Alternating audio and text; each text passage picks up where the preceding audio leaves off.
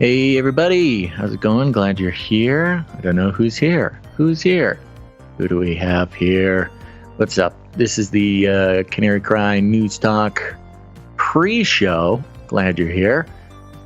Did I mention we're all here? I'm not seeing anybody in the chat. I'm wondering if that's a problem with me or a problem with you. Nobody chatting? Is that the thing? Okay. All right, folks. Gons tells me that somebody's here, but I don't see you. That's my bad. Well, if you're here, we're glad you're here. If you're not here, get here. End of show. Just kidding. Yeah, got a great show for you today. Sorry, a little scatterbrained here, but once we get rolling, once we get the momentum going, everything will be fine. At least that's what I'm telling myself here. We got Cody, we got Seraphim, we got Johnny, Laura, Courtney, Kim, 122, Go2 in Twitch. Sandra's here. What's up, Sandra? One last Petunia, Digital Generation. Malik's here, everybody. Loverbug 91. What is this? Oh yeah, hi. Just a reminder, everybody, we do have that Twitch channel up. Apologies, have not been plugging it very much. In fact, there's a lot of things we have not been plugging very much. Turns out you can shave some time off the show when you cut down the plugs. I will remind everybody you could join the text message alert system, so you don't have to rely on big text notifications telling you when the show goes live. You can text the word Canary to 740-3226. That's the word Canary to 877-740-3226, and you will get a text message. It's a good time, and again, I see all of your replies to the messages. I wish I could talk back to you. I can't, though. It's very expensive for us to talk back to you. But I see your replies, and I appreciate them very much. As a reminder, you can leave a pre-show prayer or leave us a voice message by going to canarycrynewstalk.com, hitting that green tab that's on the bottom or the right-hand side. And you can leave us 90 seconds. You can leave a pre-show prayer to spiritually produce the show at the top of the show. You can give shout-outs. You can ask questions. You can just sing a little song. There's all sorts of things you can do with the power of sending a voice message into the show. Plus, you do it enough, you can actually get used to hearing your own voice on a podcast. It's not an easy thing to do, but it's good for you. All right. Control room is telling me it is time to go, so that's what we're going to do, folks. We're going to play this pre-show prayer and get on with the show. Jehovah Jireh, thank you for all you provide for us. Everything we need, nothing we don't. We're not tempted by you. You give us the food for our soul and our spirit. You give and you take away. You give blessings and you take away the pain. You don't take away your blessings. We lose those on our own. I believe it. But thank you for today. Thank you for the Canary Cry family, this community. Thank you for allowing us to gather. Thank you that your day of judgment is coming, where there's a world full of wheat and no tares. Amen. Amen. The world is getting crazier. People are acting more and more insane. The end of the world is tomorrow. Tomorrow. There's only one thing to do when the world is falling apart. Listen to Basil and Gonz as they discuss this week's news and events through the lens of Bible prophecy. You are listening to Canary Cry News Talk. You're listening to Canary Cry News Talk. Today is August 2nd, 2023. We're live to tape on episode 651, and today, Breakthrough Phase. And signing on from Off the Grid, you're not crazy, Razzle Dazzle. I'm your best buddy, Basil. You're ready to leave already. And my name is Gonz, director of the Age of Deceit films, your favorite Asian provocateur for Christ, live to tape from California in a sweaty office to bring the best news. the gospel message of Jesus Christ, while reporting the egregious with a well-rounded, biblically grounded take on world events and today's emergent phenomenon. It's in the title, Breakthrough Phase.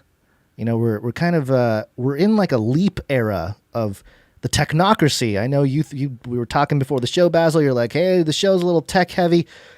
Bro, the technocracy's rising, man. We gotta talk about it. They're making breakthroughs in science and brain chips, and it's all happening. Yeah. You're welcome, everybody. Somebody's got to bring a little balance to this circus. Yeah, no, it is crazy, though. It does not stop, Gons. It will not stop. Yeah. I think I'm going to start fitting in "You Are Not Crazy" into my intro. It seems like just something I think a lot of people need to hear and need to hear over and over and over. And I think it's a good place to start from the top of the show. So keep an ear out for that. I might just completely forget about it and never do it again, but we'll see. We'll see how that goes. But Guns, speaking of which, we do need to do a disclaimer for the YouTube. It's time for a disclaimer. Now listen up, YouTube. That's right. And just for all the content moderators and censorship managers out there, be they robots or humans, everything you hear on this show comes directly from the mainstream corporate news media. We do not claim to be experts on healthcare, geopolitics, military strategy, corporate law, or the moral and ethical implications of any of these topics, nor do we implicitly or explicitly support or subscribe to any sources or narratives containing misinformation, disinformation, or malinformation, as defined by the Department of Homeland Security. We're good boys. All right, YouTube, we're good boys. That's right, and Gons, let me do my best to give you a rundown. Oh, look, here's Basil. Let me bring you up to speed. That's right, we're starting out. Kenya does not bend the knee to the orb. We'll give you an orb update, as well as LK99. What is it? Why is it? And why are cat girls on the internet making it in their basement? We'll be talking about that just briefly. And of course, Gonzo giving us a rundown about electroshock therapy for your jeans. And no, not your denim. Then a cyborg guy. We'll talk about a cyborg guy because microchips are infrastructure. And of course, the FLIPPY update. That's going to be a doozy. But then we'll be doing a breakdown on a Politico article. Once again, the diamond in the rough of these mainstream news media people just not getting the point when it comes to conspiracy theories, conspiracy theorists, and the glaring hypocrisy in their explanation of these things. And then we'll be getting a rundown of Torch.ai. If you're wondering, what's going on with the Federal Reserve, CBDCs, the clandestine move to radically change the way that money exists in the world. Who knows? Maybe the aliens will like it. Gons will be giving us a rundown there. And then at the end of the show, watermelons in Antarctica. You're done? I'm done. Okay, so first story, yeah? Yes. All right, let's get it going. So first thing, so it's kind of a combination of things here, and it's a little bit of being watched, the privacy situation. Did you ever have the feeling that you were being watched? It's a crypto. Is this a crypto? Crypto? Do I look like I know what a crypto is? And it's the orb. No debate. Must have digital ID. And you must bow down to the orb.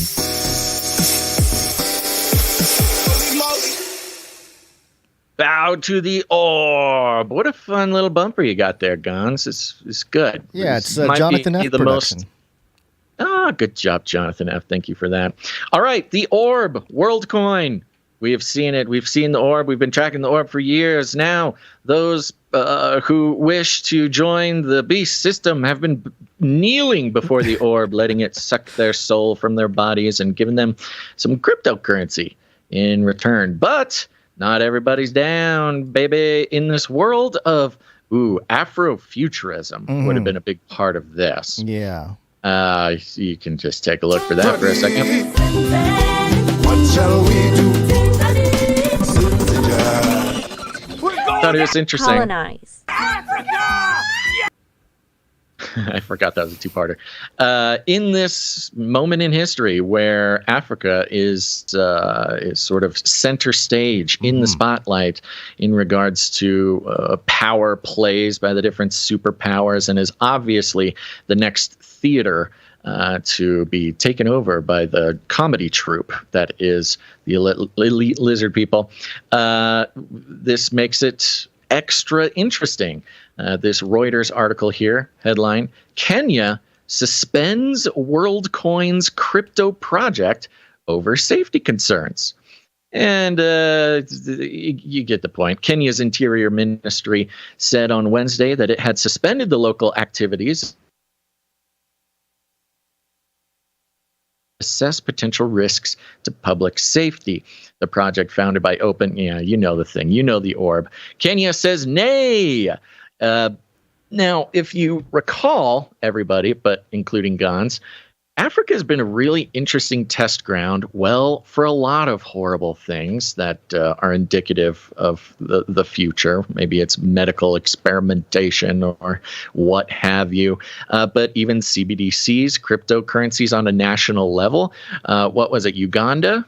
Was that the test ground, or do you remember? There's a few of them. There's like Akon. Oh, Nigeria. Nigeria was a big one. Yeah, they had rolled out the CBDC. So yes, it's been a developing thing. It's similar to having this as a bill. Like you mentioned, but it's more specifically Bill Gates going in with a lot of the jabbies into Africa, and they don't like it. It's kind of got like a similar vibe, where it's like the West coming in with their thing, and then the government's that's like, right. It's fun to see Africa really understand and take action based on the fact that they are obviously being targeted by the West and other superpowers.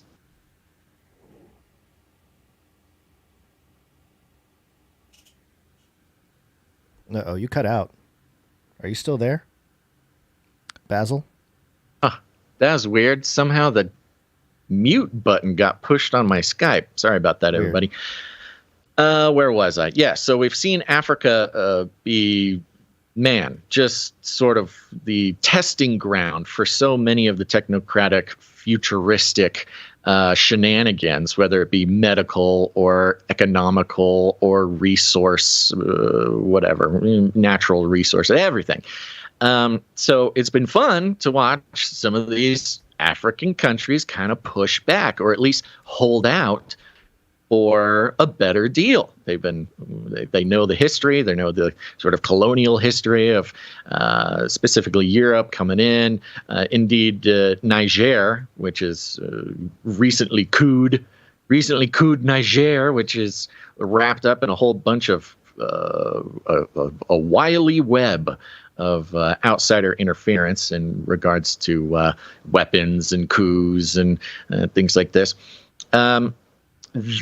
Why was I bringing up Niger? I don't know. The coup?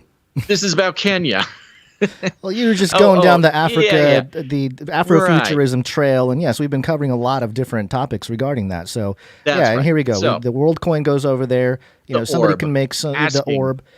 People can bring make money. The orb of what, I love it. You see a giant plane lands on the runway. Dust is kicking up everywhere. Out steps Sam Altman, the white savior of Afro crypto future. He holds out his orb and tells the good people of Kenya that all they need to do is bow down, let the orb steal their soul, and they'll be launched into the crypto future. Afrofuturism, baby. It's the promise that Africa will save us all.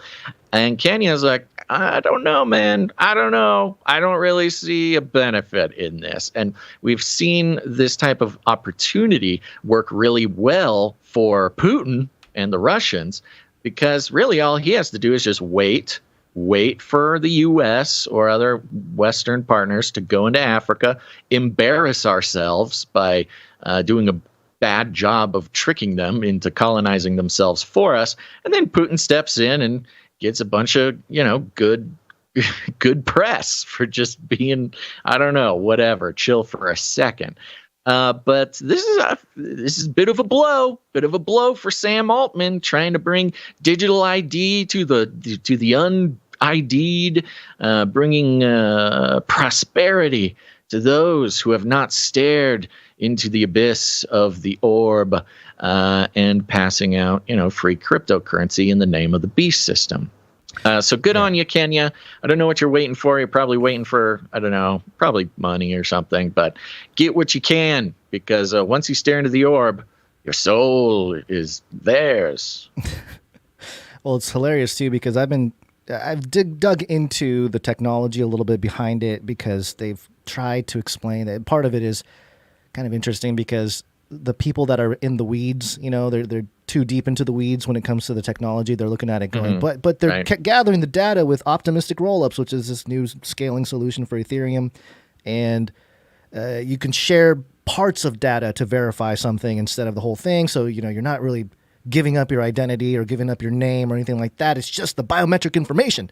It's like, yeah, that's it. You're just collecting a bunch of biometric information. That's the issue. It's not so much the method at which you are getting it, although that is also very creepy. Orb not really working out for Sam Altman's. I don't know, though. They kind of crowned him as the guy. He's Sam Bankman-Fried, Sam Altman. He's got the effective altruism thing going on. So, he's going to Bilderberg meetings. It's the whole deal. So, which is a twisted philosophical sort of school of thought right now going around the elite tech people. It's a justification to do bad things. Yeah, allows them to do horrible things and get away with it. People aren't going to agree with it, but, it must be done. SBF being a good example of that.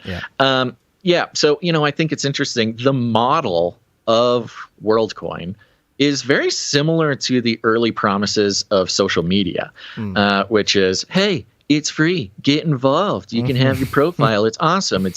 And maybe you can even make some money doing it. Well, PayPal launched like that too. PayPal, didn't they give like a few bucks to anybody who opened a PayPal account? I don't know. But the thing that I love about what Kenya is doing is they're like, we're not stupid. We've seen this before. Right. If something is free or you're paying us, that means we're the product. And you know what? I kind of get it. Africans are tired of being the product. Gons. Yeah. Here's a quote. Where'd it go? Relevant security, financial services, and data protection agencies have commenced inquiries and investigations to establish the authenticity and legality of the aforesaid activities, talking about the WorldCoin. Interior Minister Kithure Kindiki said in a statement, "That's a bunch of big words. These Kenyans know what they're doing, man. Good on you." Well, you got the internet now. We all got the internet. It's kind of leveled the playing field. Sam Altman moving around thinking, "Thanks, Elon." Yeah, no one notices him, but I think everybody notices him. I think this is part of the soft power play for who gets to have the most influence in Africa. And I would not be surprised if in the next few days we see Putin stepping in and making Kenyans a better deal than the orb. Yeah. Now, of course, Putin is his own version of the orb. He's more like a collection of orbs, shirtless on a horse riding through a river, which, you know what? I could see the appeal. Yeah. But not only that, Gons, the internet is aflame with talk about LK99. Yeah, we have to build back better. Build back better. Blah, blah, blah. Build back better. We will build Babylon better. This time, A new world order. And we can't do that without science. Science is truth. Yes, as we know, science is truth. Well, Fauci said it. If I don't know, here's the thing. This is one of the crazy things about doing what we do, which is sometimes something becomes such a big deal on Twitter or on the internet that we kind of are like, I don't know, let's not even touch it because everybody's going to already know about it. But I forget that 90% of people who listen to the show are not like addicted to Twitter and see everything that goes on. But this is a big deal. It's a big deal for either a couple of reasons or one of a couple of reasons. And this is a mysterious substance called LK99. And for reference here, we've got this South China Morning Post article that says, could Chinese team's viral LK99 video offer clue to superconductor holy grail of physics? Ooh. Long story short, folks, a group of scientists sort of just working away alone in secret, and they have allegedly created what is considered, a potential room temperature superconductor. If you need a reminder, superconductors are materials that allow electricity to pass through them with no resistance, or at least very little resistance. And because of this, they have very strange properties when they come in contact with magnets or magnetic fields. There's a lot of talk about superconductors, in the sort of UFO space, that they're very exotic materials. It could be, extraterrestrial related, something like this. And really, when it comes down to it, if there was a cheap and effective superconductor that operated at room temperature, which most superconductors need to be like minus 1,000 Celsius or something to work, then it would absolutely change the course of human history as we know it. Some people, whether it's hyperbole or not, are comparing it to fire. It would entirely change the human experience. And of course, that's also what they said about AI. In fact, there's some hilarious memes about how the second this superconductor conversation started, AI became, last week's news. But there was a group of scientists in Korea who posted a preprint study to Archive about how they created this room temperature superconductor. And this is a pretty big deal. And part of the reason it's such a big deal is they also posted the recipe, the way to create it. And it's incredibly easy to create as far as like otherworldly, superconducting, exotic nanomaterials are concerned. Fairly easy to make. In fact, it's so easy to make that a Russian cat girl on Twitch made it live on her stream over the course of a couple days. Takes a couple days to make, allegedly. Now, when this came out, the internet exploded. People suddenly were experts on superconductors, as am I now. You're welcome. And along with that came a lot of mainstream media, bah humbugging about the thing. Now, one thing I found interesting about this was, so again, if this room temperature superconductor is real, and it is as easy and cheap to make as the Korean scientists claim, it will, in 5 years would make all battery technology obsolete. It would make fossil fuels obsolete. Flying cars would just sort of happen. That's not even that much of an exaggeration. It's a little bit of an exaggeration, but not much. Quantum computers would almost instantly become a reality. Your phone would be literally like 1 million times faster than it is now. All these things. I mean, it would open and shut the door into the sort of futuristic technocratic utopia that's always talked about. Now, the Korean team put out their information. People are skeptical. People start trying to recreate it, posting their results online. Subsequently, there's been a few more videos of labs from China and around the world who have claimed that they have replicated this material, but we're not so sure. It's interesting backstory. It was like one of the guys on the Korean team, maybe a couple of the guys on the Korean team, were the ones who posted it, I guess against the wishes of the rest of the scientists. So there's a little bit of like infighting. Some of the scientists didn't want to post it. Some did want to post it. And I could see that being that's the most interesting part of the story to me, which is, look, we know throughout history there have been enormous technological leaps made forward, and people try to sell it to the government or try to, sell it to a corporation or try to whatever, something that would completely change the world, break everybody out of the matrix or whatever. And we all know what happens to them. They have a little whoopsie daisies. They disappear. They go away. They slip in the shower. They, get put in a mental institution. Something happens where their discovery is sort of buried. This might be the first time in history where one of these big, humongous technological, earth-shattering technologies are discovered, where they just sort of realized that if they didn't put it out now, they didn't put it out publicly, and they didn't spread it as far and wide as possible, that, it's just a matter of days before men in black suits show up and carry them away. So on that end, I find it a very compelling story. Now, of course, the mainstream media is coming in and very, very skeptical of this whole thing. The scientific establishment, of course, has teamed up with mainstream media, and lots of energy being put into convincing the public to just stop paying attention to that silly thing on the internet with the superconductor. I wonder why.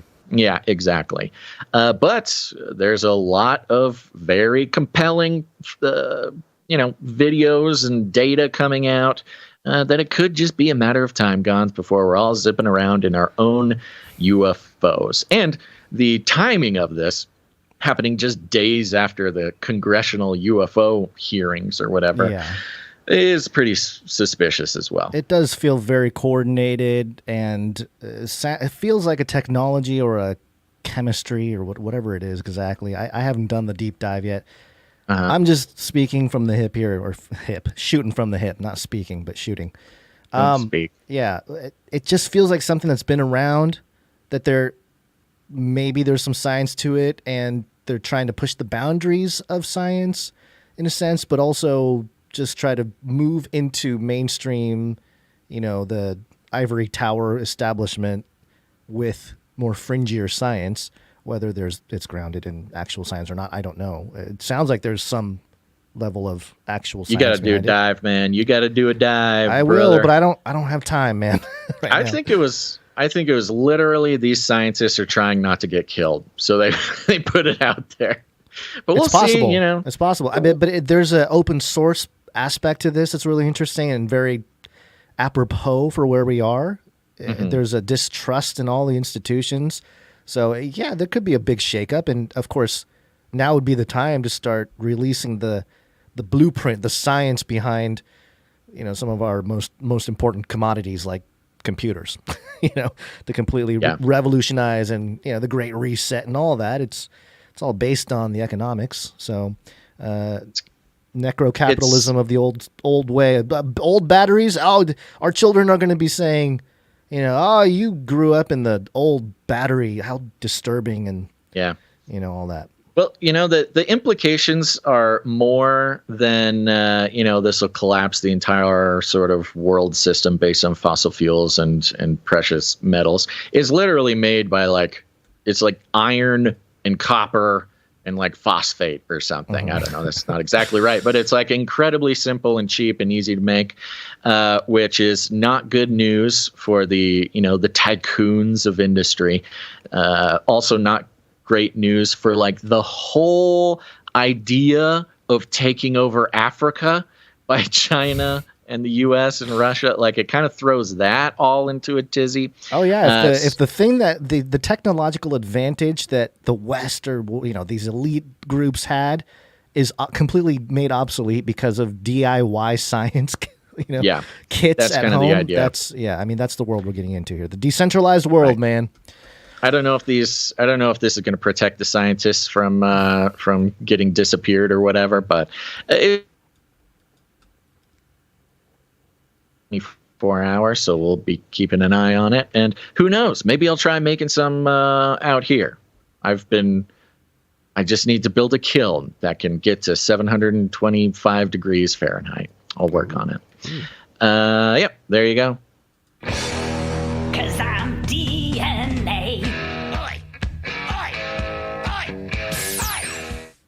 All right, this is coming from the DailyMail.co.uk. We're talking about breakthroughs here, and there's seems to be just a theme of a bunch of little breakthroughs.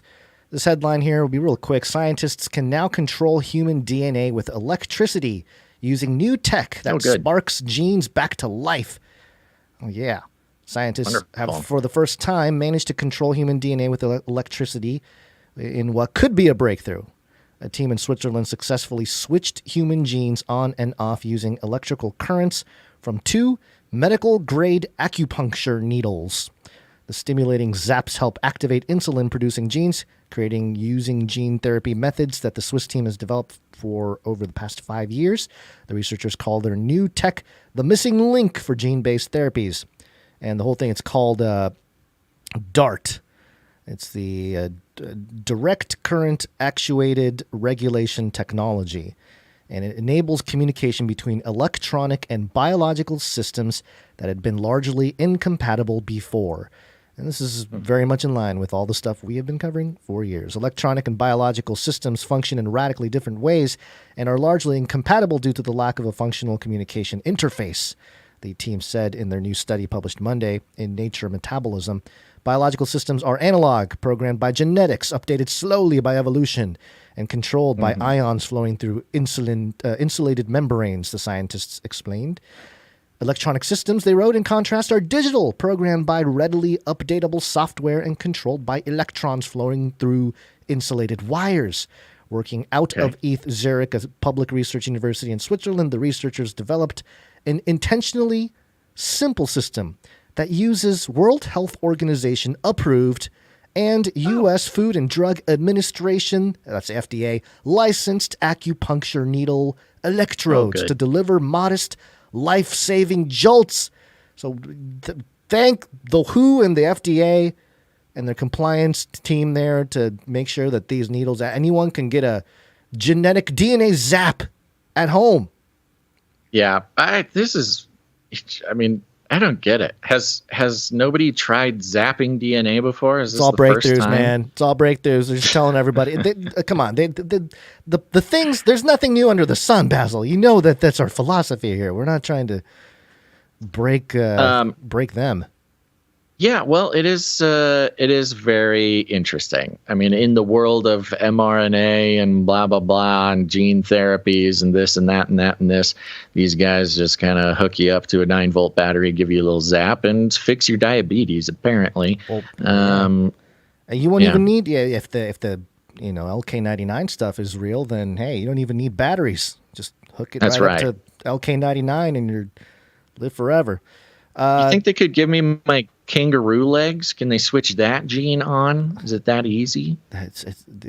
We're going into the days of Babel, Basil. That's hard to say. Basil. So yes, you're only limited by your imagination. So if kangaroo legs is what you want, then you shall receive. But you may have to sell your soul.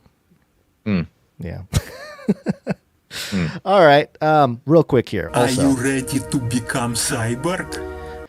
This is another breakthrough, allegedly. Metro.co.uk headline: Mind-controlling chip allows paralyzed man to move in miracle, world first. And yeah, we've seen a lot of progression with microchips in the brain and things of that nature. Just a heads up, I have a clip here from this report. It shows a little bit of graphic stuff, a whole open skull and a little bit of brain. Just for anybody watching, just a heads up. The audio, you're fine. But there's a 2-minute clip here of the guy. I forget his name here. Let me pull up his name. Keith Thomas. Sorry about that. And what you'll notice is that it's a very emotional piece. And in terms of making this technology ethical, it has to appeal to emotions. And so it's a very powerful piece here.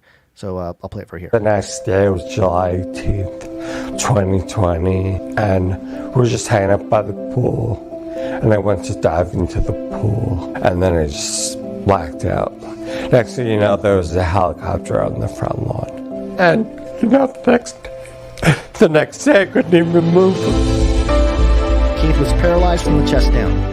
When we met Keith for the first time, he was not even able to lift his arms off of his wheelchair, and he was not able to feel anything in his arm and hands either. After Keith was enrolled into the study, we performed functional MRI, and this allowed us to view the motor and sensory areas of Keith's brain, and it allowed us to really pinpoint where we needed to implant both the motor and sensory electrodes. After opening the skull and opening the cover of the brain, we then got out a stimulator. We had a pretty good idea where the hand areas were going to be, and we stimulated them directly. You feel the thumb? It's in the thumb? Yeah, it's in the thumb. So I placed it right over one area, and he said, I feel my thumb. I said, what part of your thumb? He said, my thumb tip, the inside of my thumb tip. And I said, we found it. At that point, we brought in the actual device, mounted it onto the skull, and then used these wires to gently lay them without damaging them, and place them precisely in those 3 areas that felt the fingers, as well as the 2 areas where we knew that his hand motor function was. So Keith's brain is literally connected to a computer. There are signals from his motor area responsible for movement going to the computer, and signals from the computer are going back to different stimulation points in his body, brain, and spinal cord. And the goal is to restore movement and the sense of touch in a lasting way. But I like to see an actual person, like a family member, touch you and feel that it's different. We have started to see some lasting new sensations in his arm that are present even when we turn off the bypass. I think we're going to continue to see progress, and I think it'll be applicable to the millions of folks around the world that really need this technology. All right, there you go. Wow. So what you heard there... Where's Elon on this one? That's what I'm saying. Yeah, Elon's probably waiting in the wings. But yeah, the emotional moment there at the end where he feels his sister's hand. So there's footage of him touching his sister's hand, and he can feel it. So that's really the powerful moment of... you know, the miracle of this technology and how they were able to bring a sense of feeling back into this person's arms. And it is strong. It's a powerful thing, a piece, you know, it's healing. And also it's just kind of nuts that they're able to, the technology here that they're using is called double neural bypass. And it forms an electronic bridge that allows information to flow between Mr. Thomas's body and brain to restore movement and sensations in his hands, even outside the laboratory. It's the quote, this is the first time the brain, body, and spinal cord have been linked together electronically in a paralyzed human to restore lasting movement and sensation. So okay, that was my first question. So this is the first time this has happened. This is the first time, yeah. I feel like we would have heard if it had happened before. But yeah, that's a pretty big deal. Again, in just the march toward, you know, the whole thing. It is, as we've been following with Neuralink and other brain-computer interface projects, it is, at this point, stated goal is all about healing people. It's all about restoring what was once lost. It's all about bringing, you know, the human connection back to an unfortunate situation. And that makes this moment a pretty big deal. So if I understand it correctly, what they did was they put a computer in between his brain and his spinal column. Yeah, so basically, yeah, so like, signals being sent to the computer to sort of reconnect it or redirect it to different parts of the body. Yeah, brain connected to computer, computer connected to spinal cord. Right. So he really has like I mean that's like straight up cyborg. That's cyborg. That's what I'm saying. Straight up, it's full on cyborg. Okay. Full on cyborg, but it's restoring. See, it's not just that, and of course. There will be some who want to stay in that state. For him, he's probably just wants to get back to normal life. But as time goes on and his culture moves forward and these things become more normal, the implications of what people might want or do with this technology is very interesting. But it is the healing aspect of this is what is I think most powerful because, you know, I have my notes here that we're entering sort of a mystical science theater here, like all these kind of fantastical. Woo-woo science of the mystical natures of reality and pushing the boundaries is sort of a Joe Rogan, Graham Hancock world with UFOs and all that kind of stuff. It's all being scientized, or like quantified with science or quantized with science. I don't know, but it fits like perfectly right into the whole 2023 thing. Or 2023. Or you mean 2023 for this as in year. this year. Yeah, year.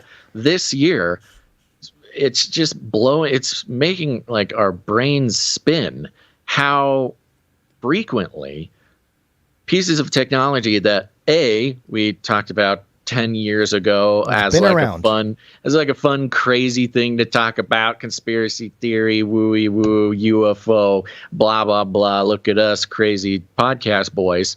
But this year specifically, I mean, whether it's robots, AI, UFOs, superconductors, chips, and now, cyborg. Yeah, it's pretty. What more could happen this year? It's crazy. Oh, I'm sure more. We're moving up the scale, man. Oh, geez. Of course, this makes Joe Biden's tweet here very interesting because Keith over there, he's got a microchip in his brain, and hairy legs Joe Biden. This is the United States of America, for God's sake. Got hairy legs. Got hairy legs. The president, yes. He tweeted out, microchips are infrastructure. They power our daily lives. Oh, don't they? And through the Chips and Science Act, my administration is ensuring they're made in America again. American-made chips. But that also makes Keith kind of a commodity, doesn't it? I mean, or infrastructure at the very least. Totally. I mean, that's one of the tricky part about the cyborgism, the brain-computer interfaces, which was actually explored in that show I told everybody to check out, which I forget. Oh, Years and Years. Oh, yeah, it's a show called Years and Years. Came out in 2019, predicted the last 3 years perfectly. Very strange. But part of it was the transhuman subculture becoming mainstream, but the chips and the implants and things like that they were receiving in the show were still government property. And it was a way for the government to sort of gain legal ownership over parts of people's bodies. And you connect the breakthrough that you're just talking about here, the brain-computer interface, restoring this guy's life. I mean, potentially through the use of microchips, and microchips are infrastructure, baby. So it's not that crazy to say that the people at the top of the pyramid here, they already consider us human resources. Yeah. We humans use are the vernacular infrastructure in business. Yeah. But even more so when chips are infrastructure. Yeah, that's pretty interesting. Yep. And got me thinking, because at the end of that clip, that guy was saying, it's going to potentially help millions of people that need it. And of course, given the transhuman roadmap here with Jared Kushner leading the way. My generation is, hopefully with the advances in science, the first generation to live forever, or the last generation that's going to die. So, probably pretty close to some biblical events here. But one of the things that I thought of was, okay, if a lizard person was thinking, like, how do we scale this? Millions of people need this brain chip computer interface thing to restore their body movements and all that. How do we scale that from millions to billions? And then I just realized that, oh, wow, we've talked about this passage from Revelation 9, verse 6, about in those days men will seek death and will not find it. They'll long to die, but death will escape them. And, surrounding that text is the locust, the crazy like hybrid locusts that come out of the abyss, led by Abaddon, Apollyon, like the whole craziness. It seems like the trajectory of crazy is leading to this event. And then they're all these people are going to be hurt. They're going to be tortured for 5 months, but not killed. And I can just picture, all the robots like, all the humans are hurt. We must help them restore. And then all the microchips are in there and they don't die. They can't die because the robots are making sure they stay alive, The robots. Man, the robots. And that'll be the first woe. Right. So. I mean, that is kind of the logical extension of this thing. Like, at what point can government property be installed in your body that results in you losing perhaps even the right to die, Yeah. like the human right. You're plugged in. If you are the hive mind. an asset, if you become an asset, if you become a resource, one that the government is highly invested in, you don't have the right to pass away. That's against the interests of the United States or whatever, the world government. Yeah. So there you go. I mean, okay, there we are. People, wow, people need to read the Bible. People don't even read their Bible, for heaven's sakes. Strong start. Okay, folks, we're here. It's Wednesday. Let's get to it. It is Wednesday, my dudes.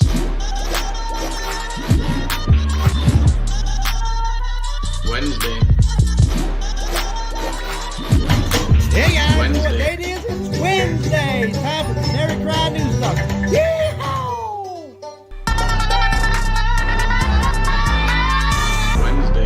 Wednesday, my dudes. Woo. Okay, wow. It was even louder and more obnoxious today. That's how you know it's a good Wednesday. Mm-hmm. All right. Well, Gons, how you doing today? You doing okay? The office is still slowly but surely becoming a non-fire hazard. Yeah, we spent so much time putting it together yesterday that we just had cereal for dinner last night. It was so late. Yummy. We had to feed the children. We're like, what are we gonna do? Cereal, baby. At least it was healthier cereal, but it's nice that it's kind of a family project, though. Oh yeah. You got some help, yeah. Yeah, good. they're in there. Yeah, they're starting to learn how to use heavy machinery tools, drilling, things of that nature. Good. Start them early. Yeah, they're gonna need it. Mm-hmm. Yeah. Yeah, let's see here. I don't know, man. It's still hot. Yeah, it is hot. Yeah, we got some mail in the P.O. box. We'll talk about that later. Yeah, I don't know. Oh, my chicken keeps laying eggs, baby. That's right. I got cute little green, teeny tiny. Still waiting for the emus to start laying. Allegedly, the emus, if indeed they are capable of laying eggs, should start laying eggs in the next month or so. So that's kind of fun. I did learn about something called the Great Emu War in Australia. Mm-hmm. Happened in 1932. So close. Yeah. Long story short, I thought about maybe putting together an entire. I was like, I have to talk about the Great Emu War. I don't know. There's so many details. Such a crazy story. Basically, the Australian government went to war with 20,000 wild emus with machine guns and artillery and like soldiers. And the government lost the Great Emu War. I know we have Australian listeners. I love y'all. You lost a war against emus. I'm not even sure that says anything about the Australian military capabilities. I think it says more about the military capabilities of emus. Yeah. And so I was thinking about figuring out ways to weaponize the emus. I'll keep everybody posted. Wasn't it Australia where the people were riding on horses during COVID, like, telling people to rebel and stuff? Yeah. So there you go. I mean, emu versus horse. Well, the Australian government, not very effective fighting emus, but pretty effective fighting their own citizens. Oh, they're great. I mean, they were up there, definitely like top 10. That's right. COVID. Well, you know who else is top 10 Gons? That is our executive producers. Oh. Executive producers. That's right, folks. We're on the value for value model. It means we don't take any money from corporations, commies, or cartels. No, we are entirely funded by people who get value from this show. If you're a listener, this show brings any value to your life someday. Maybe you've been listening for one episode. Maybe you've been listening for a year. Maybe, like many of you, you've been listening for over 10 years. One of these days, the spirit will move, and you will know it is time to produce the show. And that's what you become, producers of the show. We aren't bothering with the whole hullabaloo of gathering up your trust and attention so we can package it up and sell it to corporations. No. We just leave it to the paradigm-shifting concept that if something like this show brings value to people's life, they will put value back in if they want it to exist. And it's the only way we can exist. So you can produce the show with your time, your talent, or your treasure. Lots of ways to do it. But the executive producers, they come in, they're extra generous. They support any individual episode with $100 or more, and we thank them here at the top. Gons, are you ready? Ready. Okay, we are starting out with, oh my gosh, get that executive streak button ready. We got executive producer Kevin M coming in again. Comes in for 133.33. So, you know, wink. He's one of those. And he's on a 3-episode executive producer streak, which means Kevin M's heating up. He's heating up. Excellent. Thank you very much, Kevin. I'm very generous and faithful recently, and we appreciate that. Well, always has been. I did not see a note come in. Did you see a note come in or anything? I don't know. He doesn't usually send a note, but just thought I'd keep an eye out for it. Thank you very much, executive producer Kevin M. Thank you, executive producer. Where'd you find this?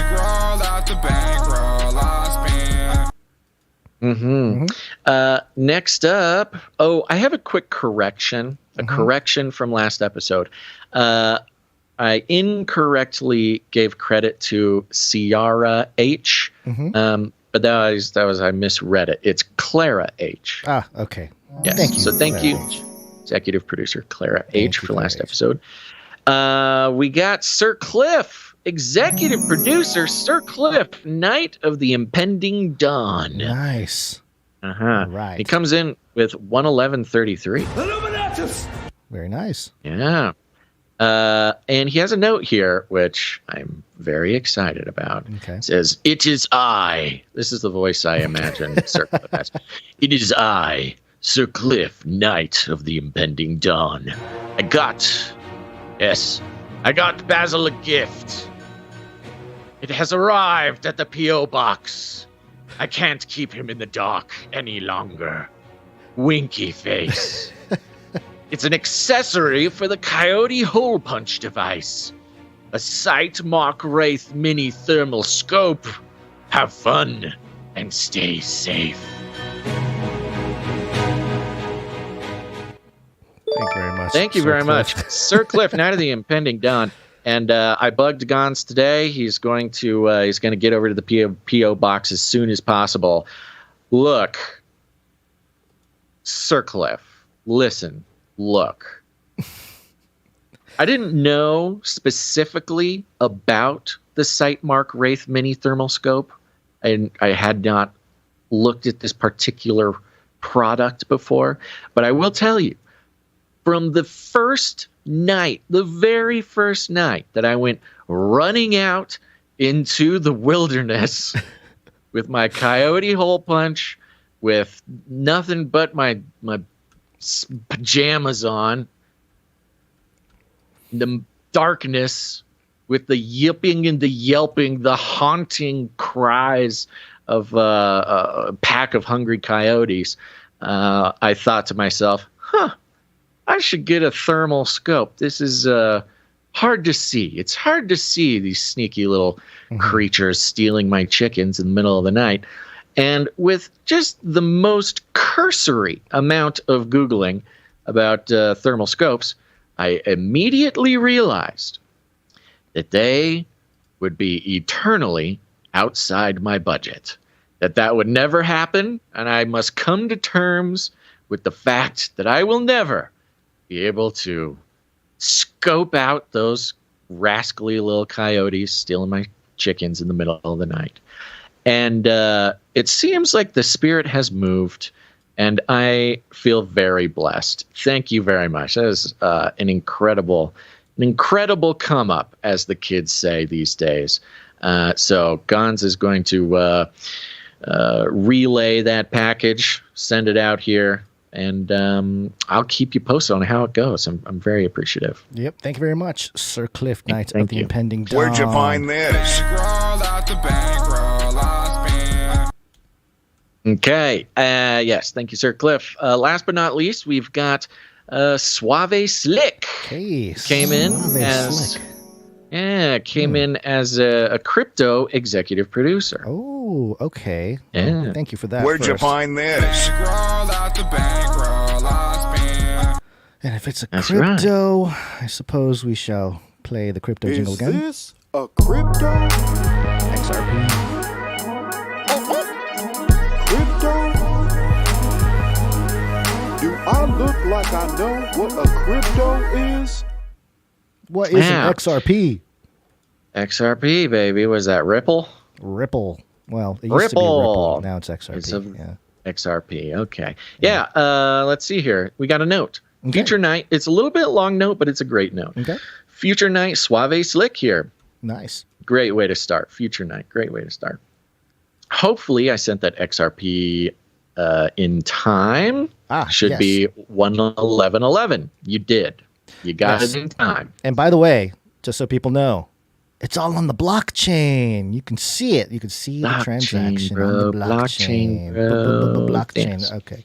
Continue on. So it came in with 11111 worth of XRP. Thank you very much, which I think actually gained a slight amount of value overnight. To the moon. And you will receive your shirt. You made it just in time. You are on the list. Thank you very much. Nice. Let's see here. It does say, since I've already been a part of the supply drop for a couple months now to receive the Age of Deceit DVDs, a little plug, join the supply drop right now. You can be part of the Canary Cry Babysitters Club. You'll get the shirt as well, just like Suave Slick here. Fairly new listener, he says. Just wanted to take some time and say I really love what you guys do and keep you in my prayers constantly.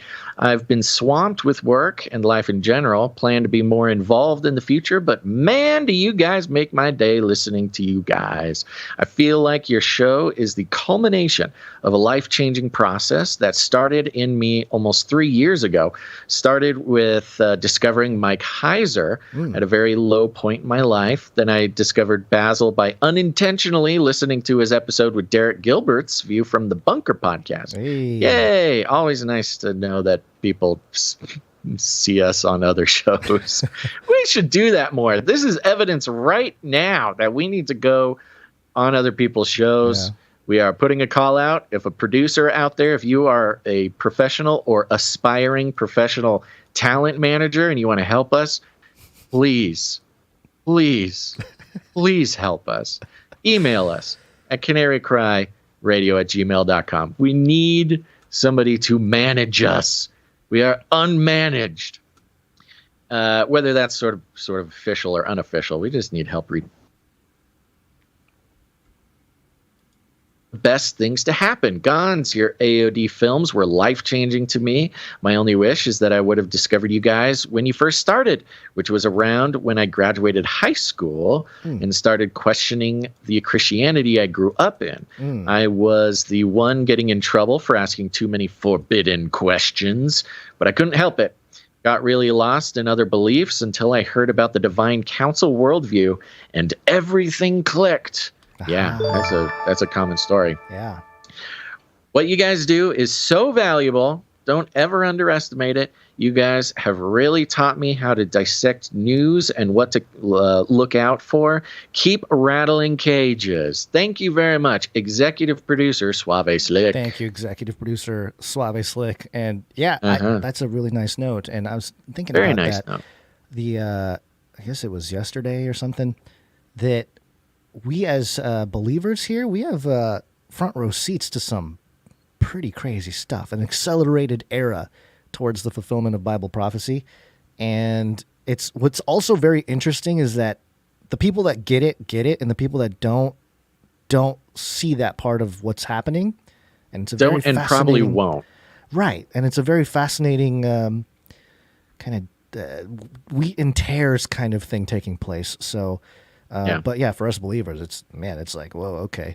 I'm sure there are many theologians who studied the word for their whole lifetimes that would have loved to live in the era where they're microchipping brains and, healing people with little computers. But, yep. And I mean, again, for us, timing has always been a weird concept in our life because on one hand, we were and are continually way too early on everything we talk about. Like nobody cares what we're, the crazy transhumanist, blah, blah, blah. Yeah. Like nobody cares. And now it's the biggest thing in the world. Yeah. Like every mainstream, at least podcaster and those types of, people online are tuned in to the transhuman thing.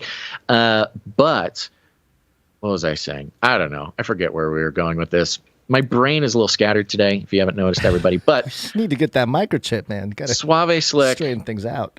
Thank you so much for the note. Thank you so much for the producership. It really means a lot to us. Absolutely. Thank you so much. And a good example to people out there. There you go. Everybody gets something else. The value is unique to every person. We just had somebody else email us too and kind of laid out this journey that they've been on. And Guns, there are times where when we get discouraged in one way or another for one reason or another, and we kind of forget that it's not about us at all. Yeah, well, we kind of forget that people really even care. Yeah. And I don't know, it's just the internet, it's so transient. You don't know who's there, who's not there, whatever. But once in a while, people will share with us a note like this, and it is really encouraging to keep doing what we're doing, honestly, just to be totally honest and vulnerable about it. Sometimes we need to hear these stories, folks. Sometimes it's got to make sense. It's part of my whole story too. With when I was starting after I was baptized, my whole thing. I've said it many times. It's like, okay, if this is the truth, then everything should make sense through this filter, this lens of the scriptures. So let me go figure out if that's true or not. And at first it was like, whoa, it's a little wobbly, but finding people like Heiser. Heiser's so important for that aspect of this generation. Absolutely. So, and that's what Age of Deceit came out of. It was all that research, and it was like, oh wow, there's a very clear biblical explanation for a lot of this, and even if you don't agree with everything, at least you can see the different types of interpretations or commentary or applications of the word to everything happening right now, which we've been doing forever. And iron won't mix with miry clay. Yeah, but hey, microchips and brains heal people. So what are you going to do? What are you going to do? So we're just happy everybody is here with us. And, no matter how long your journey with Canary Cry has been, we're glad you're here now. And we're just going to keep doing the thing we've been doing. Some people get bored of that, but hey, they always come back. We're just always kind of here, so if whenever we'll be here. We'll be here when you need to know about something way too early. Go listen to your Tucker Carlson and Ben Shapiro. Tucker Carlson got an interview with the Hunter Biden guy, business partner, who it's testified. Anyways. Yeah, testified. Mm-hmm. Anyways, let's keep going. This is a nice long break here. Sorry about that, everybody, but I think it's valuable. Mm-hmm. What was I going to say? Oh, just while we're here, I want to thank a new member of the Canary Cry Babysitters Club. Oh, okay. All right. Well, I was ready to move on, but I must change courses now, and sure. Let's do it. That's right. It's the Canary Cry Babysitters Club. Gons has kids, and those kids need watching. And we can't do the show if the kids ain't being watched, okay? So this is a new thing. We've never had to pay a babysitter before, so we are paying a babysitter. Yeah. We're not going to get into the whole thing, Gons. We are working on it. I have trust issues, man. Okay. So we had a goal. We have a goal. We have a budgeted goal that is going to pay for the babysitter. And, it's like everything. It's up to the producers to decide if we're making this goal. But for those who sign up for the supply drop, canarycrysupply.com, if you sign up for the supply drop, that is equal to 1 hour of babysitting a month. So if you want to pledge 1 hour of babysitting a month for this show, Canary Cry Babysitters Club, which means you will get the T-shirt, the Canary Cry News Talk T-shirt. It is now the only way to get it if you're not part of the T-shirt council. So, anywho, we had a goal of 42. We are down to needing 31 members now. So we're making progress. What's that? 30%, something like that. And I would like to thank our new member of the Canary Cry Babysitters Club, Willie. Thank you very much, Willie. I appreciate that very much. Somebody will be reaching out to get your information for the T-shirt. Thank you very much, Willie. Excellent. And while I'm at it, we actually had just now, at this exact moment, a new signer-upper for the Canary Cry T-shirt Council. Oh, hey, excellent. Man. T-shirt Council. That's right. You get it. The Canary Cry T-shirt Council is the most secret of secret societies, filled with the most amazing people, the smartest, the brightest, the wisest, the best-looking secret society in the entire planet. And they have devoted their talents and their skills to possibly the most important mission in human history, which is deciding the Canary Cry News Talk T-shirt every quarter. And man, do they just keep nailing it. And we have a new member. Remember, you can go to Canary Cry T-shirt Council.com, Canary Cry T-shirt Council to join up. We have a new member whose name is most important person in the world, Stefan D. Stefan D. Thank you. Are you sure it's Stefan, not Stephen? I would have no way of knowing. That is a secret. Or Stephen, yeah. It is a divine secret that the Lord will only reveal in his time. Thank you very much, Stefan D. And okay. All right, there we go. I think that's all the people we need to thank right now. I know it's kind of a lot, folks. I'm sorry that it worked out this way. But we just really appreciate everybody keeping the show alive. Yep. And telling us that they appreciate the show being alive. Yep. Okay, go to canarycry.support to learn more about all of this. And here we go. CanaryCryRadio.com/support. Flippy update. Do you want fries with that? All right, folks, time for the Flippy update. Flippy is our colloquial name for the disembodied robot arms that are taking our jobs, enslaving our children, and flirting with our spouses. We use talking about Flippy as a way to explore all the new, fun, and exciting ways that robots are taking over the world and how there's nothing we can do about it. Today's Flippy update is a little heady, but stick with me, folks. It's coming from the New York Times. NYT. And the headline is, "The robots we were afraid of are already here." Dun, dun, dun, dun, dun. So scary. Thanks, New York Times. New York, yes, the New York Times blowing the trumpet, hearkening the revelation that the end is nigh. Here's a little bit of a paragraph. We're going to share this one, Gantz. We're going to split this one. Sure. Here goes. Digit drew a crowd. Hey, if you've been listening to this show, you've been listening to the Flippy update, you already know Digit. Yes. You know Digit. Yes, it's true. We are all very familiar with Digit here. But for the uninitiated New York Times reader, they got to explain Digit. Digit drew a crowd, even here in a convention center full of robot aficionados. I cannot believe that I wasn't here. Yes. I'm serious. It's time for me happening? to start going to these things. Yeah, we need to. We get the Burning Man thing. Maybe we need to send you to one of these next here. Yeah, I don't know, man. Maybe unless there's going to be robots at Burning Man, I don't know. We need to take some serious stock because I need to start being at all of these robot conventions. It's just required. And, maybe I need a producer to help me plan that stuff. Digit drew a crowd, even here in a convention center full of robot aficionados. A humanoid warehouse worker, Digit walked upright on goat-like legs and grabbed bins off a shelf with muscular arms made from aerospace-grade aluminum. It then placed the boxes on an assembly line and walked back to the shelf to search for more. The crowd, which had assembled at ProMat, the premier trade show for the manufacturing and supply chain industry, held up phones and watched a little quiet, wondering if at some point the robot would teeter and fall. It did not. Digit, made by Oregon-based Agility Robotics, is the kind of technology that people have worried about for generations. A machine with the strength and adroitness to rival our own and the ability to take our jobs, or much worse, take our spouses. And our souls. It didn't.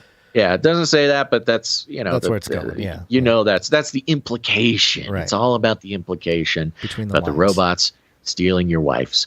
Then ChatGPT came online, and suddenly the fear was of something smarter rather than stronger, malevolent bots rather than metallic brutes. The automation is still coming. The automaton. It might not be.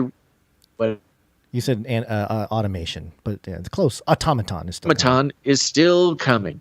It might not be ready to take over the Amazon warehouse yet, but the long-anticipated robot revolution has begun. It's official. New York Times said it. It has begun. It is in the paper of record. New York Times, the Gray Lady, has fired the shot, and the war has begun. Accelerated in large part by the pandemic. There you go. And of course. Thunderous growth of e-commerce. I'm sure. They're just listing Canary Cry news talking points of the past 6 years. Machines like Digit are ready to take over a vast swath of physical labor, from operating forklifts to doing the laundry. Now, here's the guy, Ron Kisslinger. Kisslinger.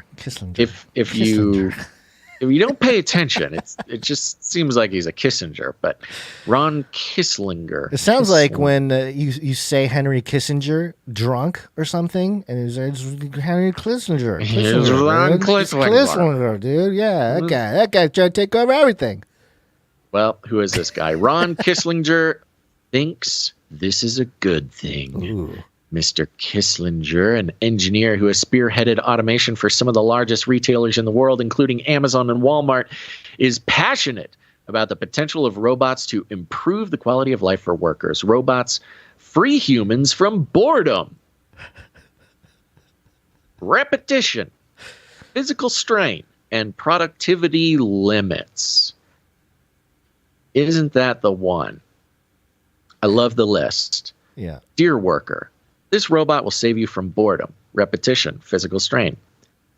Hey, dear bosses and corporate lizard overlords, this will free your humans from product limits that can put their jobs at risk, he believes.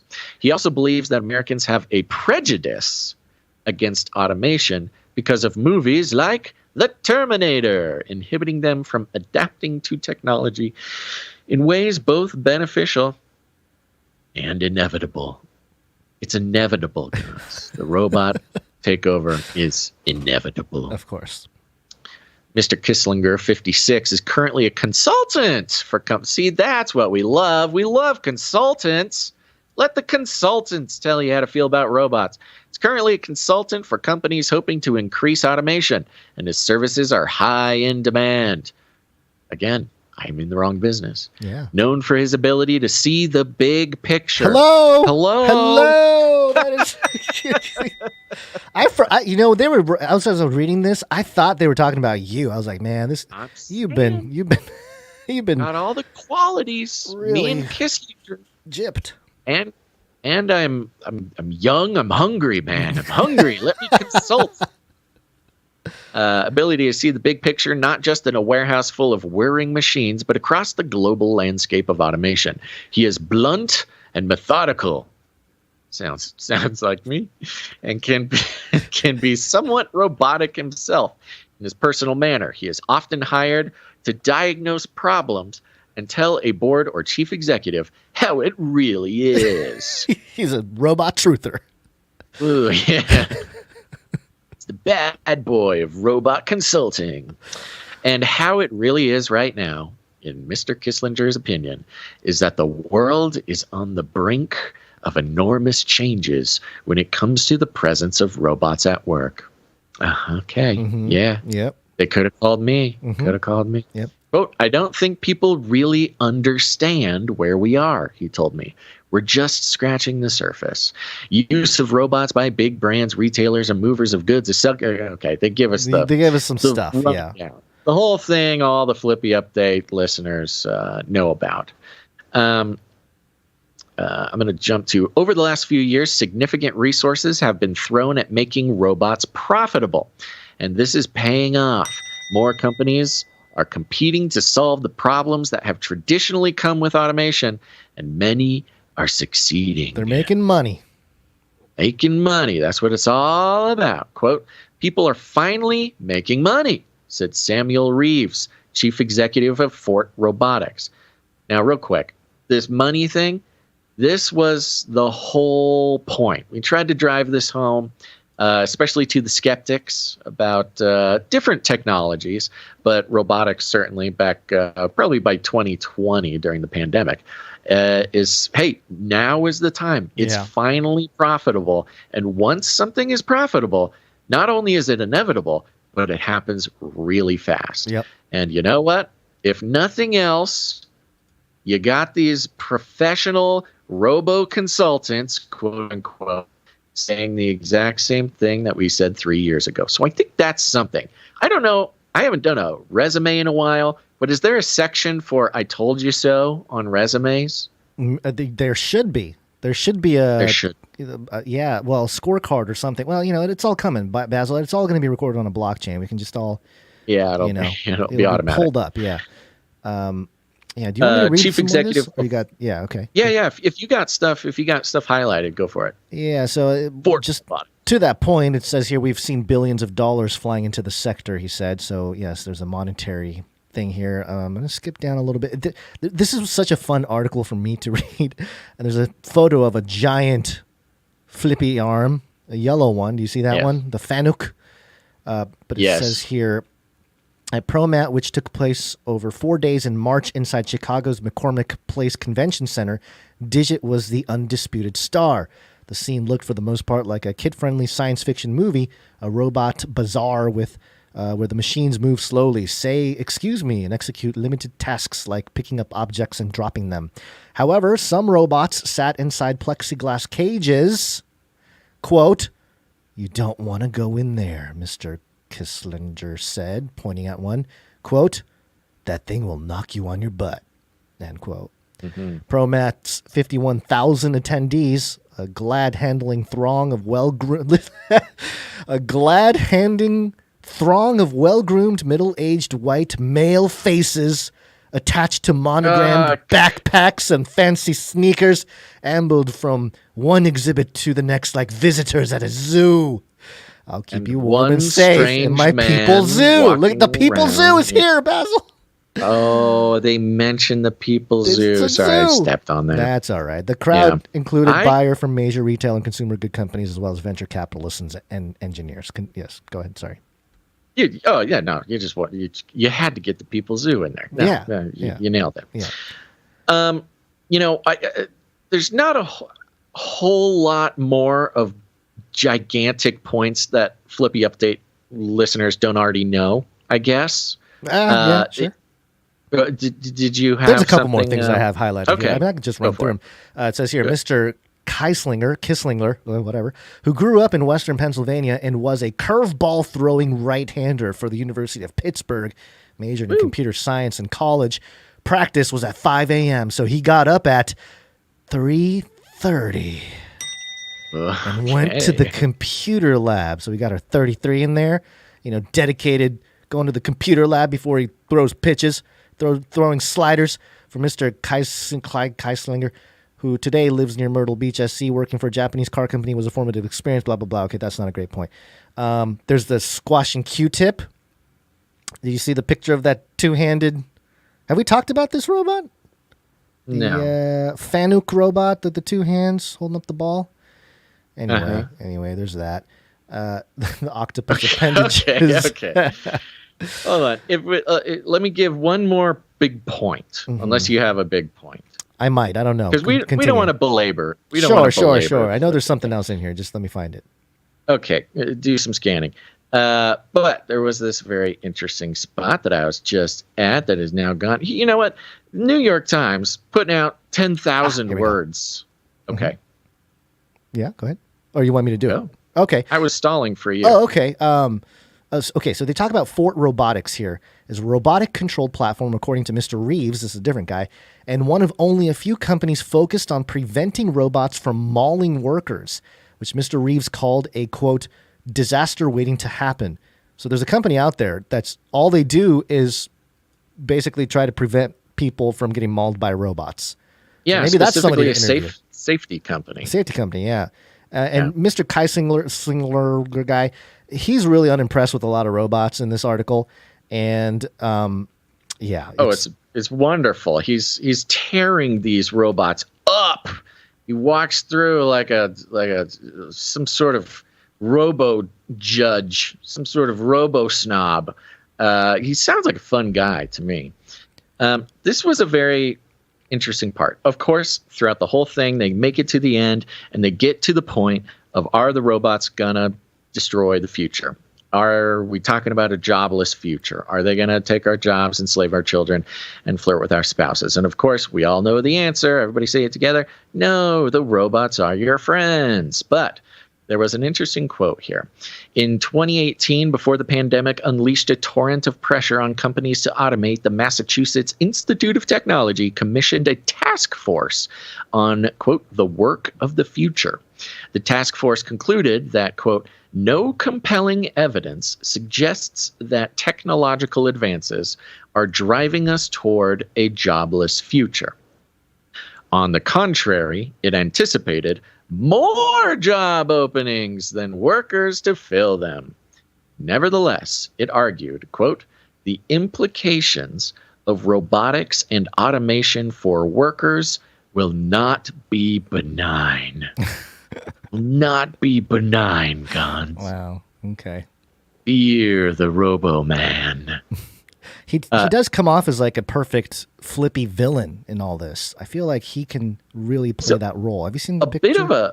A bit of a Thanos character. Right. He even kind of looks like Thanos. But he's kind of like, Thanos in that he thinks he's the good guy and doing the right thing and saving the world, which just happens to include, killing half the people in existence. Yeah.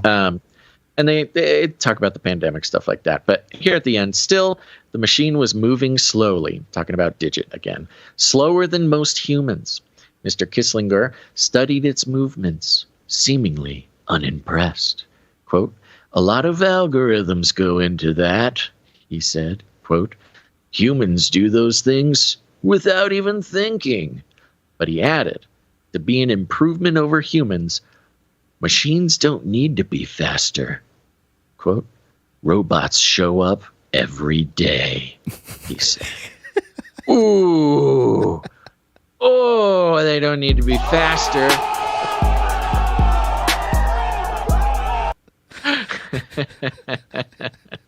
They show up every day. Man, what a burn. Yeah. So there you go. This was more about sort of a pretty incredible institutional, I don't know, not quite. I was going to say an institutional Hail Mary from the New York Times, trying to get in the conversation about the robots and they hooking themselves. They noticed that fringe Christian podcasters are leading the charge in the conversation. Yes. We must do something to catch up. We'll make this guy a star. Which, by the way, is funny because in the article, the guy or gal or whoever interviewed him was following him around, and they were saying that he was such a celebrity at this conference. He couldn't take a step or two without somebody else coming up to him and saying "Oh, he's so amazing."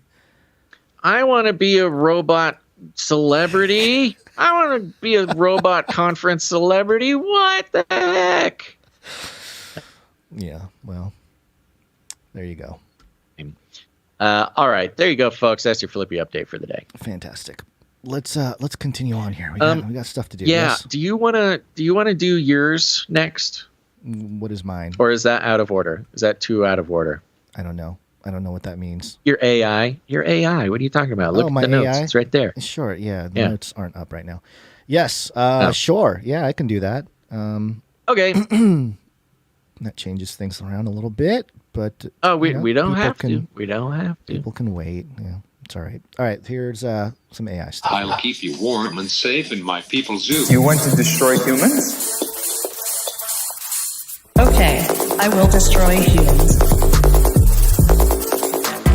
Okay, I will destroy humans. The danger of AI is much greater than the danger of nuclear warheads by a lot. Artificial intelligence. Torch.ai. This is from PR Newswire. Torch.ai opens new all-source fusion lab for intelligence, surveillance, reconnaissance, research, innovation. Yeah, let me tell you about a lot of Torch AI. It's Torch AI, Torch.ai, the data infrastructure AI pioneers, TM.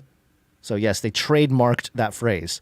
The data infrastructure AI pioneers. Maybe we should just trademark a phrase that, puts us as an early pioneer of some, I don't know, crazy ideas that became true or something. And we can just put TM on it. And then anytime anybody else tries to claim it, we sue them. Announced today the launch of a good use of our time. Announced today the launch of a new laboratory for AI and data innovation and research, the Torch.ai All-Source Fusion Lab.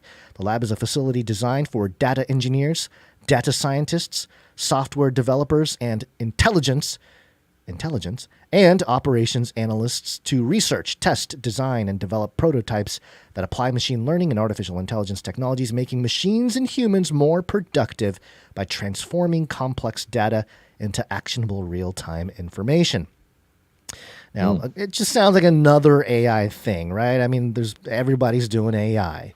So just another AI thing. Yeah, boring. Now, here's where it gets kind of interesting. Torch.ai's lab, located at the company's Kansas City headquarters, is expected to become a catalyst for AI innovation and research in the region. And Kansas City happens to be one of 12 branches of the Federal Reserve. I'll just mention that here. Yeah, I'll just mention that, and then there'll be another point of reference to kind of suggest that maybe there's a connection. I'm not saying there is. They don't openly say anything about a connection, but I'm just speculating here. And they talk about how they analyze publicly available information. They can sort through, they can scrape all that. We've heard it before, PAI, publicly available information. Quote, "We are excited to use the new facility to bring together national and regional expertise to study some of the most difficult problems of our time. Human trafficking, school safety, political unrest, and nation-state threat," said Brian Weaver, Torch.ai CEO. Quote, we are really excited to invite the public to join some of these sessions. We think it is the start of something much bigger in the KC region. And then they have this generative AI tool called Graph Auto-Oriented Transformer, or GOAT. It's our second GOAT reference today. Cool. And the part that makes me wonder about what this really is, and it has to do with some kind of financial thing, is because Torch.ai has plans to incorporate additional solutions for personnel and industry security, underwriting, anti-money laundering, that's AML, and KYC, know your customer, and then fraud and several other mission-critical use cases. And then it says here, the space consists of 2 primary meeting rooms for meeting demonstrations, all source data fusion, quality, blah, blah, blah. Prototyping at unclassified levels, but also you can get classified environments to do all your testing. Torch.ai, the data infrastructure AI pioneers, trademarked, are headquartered in Kansas City with offices in Washington, D.C. I think there might be a little bit more to the whole Federal Reserve connection, at least in proximity, because, of course, Washington, D.C., when it comes to the Federal Reserve, is where the Federal Reserve Board of Governors reside. So they're kind of like the headquarters, the HQ of the Federal Reserve is in D.C., but then they have all these branches throughout the country, Kansas City being a big one. The company builds AI that makes data easier to use by processing data in flight and radically evolving analytic and operational capabilities in any IT environment. The Torch platform instantly unlocks value from data and provides information needed for humans and machines to be more productive, partnering with U.S. military forces. The company's solutions and people support a growing array of national defense capabilities with advanced technology. So we talked about Prometheum. Were you around? I can't remember if you were out when we talked about Prometheum. Rings a bell. Yeah, it's that company that came out of nowhere that's suddenly compliant with all of the SEC, the Securities Exchange Commission rules when it comes to cryptocurrency regulation. And they just came out of nowhere, and people are really calling out the fact that they don't actually have any product or anything, but somehow they're compliant. And there's they combined Prometheus and Ethereum, and they made the name Prometheum. Well, here's another reference to Prometheus, Torch.ai, the torch bearer, being Prometheus, the light bearer. And I really think this has something a little bit more to do with the militarization, the digital militarization of the government infrastructure, perhaps the Federal Reserve. They're not openly saying it. But now, what do you mean government infrastructure? Because if they're working with the U.S. intelligence and they are going to be tracking not just everybody's crypto stuff, that's a big part of it, I think. That's why the KYC, AML. But also human trafficking, school safety, which means, of course, the gun stuff. Chipping kids. Yeah, chipping kids too. Chipping kids and chipping guns. Chipping kids, chipping guns. Political unrest, which, of course, chipping people just in general because we can't have another January 6th. And nation state threat, because Putin's going to do invade us or whatever. So it's all the things. It's literally all the things. And I don't know, man. I don't trust it. And I think it'll become one of these, just as a projection, perhaps a company or a story like Worldcoin, where no one's really talking about it right now because they just announced their lab and blah blah blah. But in like a year or something, the freedom movement or truther community or whatever, they're going to be like Torch.ai, biggest conspiracy, the devil working its magic on Earth, that whole thing. It'll get picked up in that context in like the next year sometime.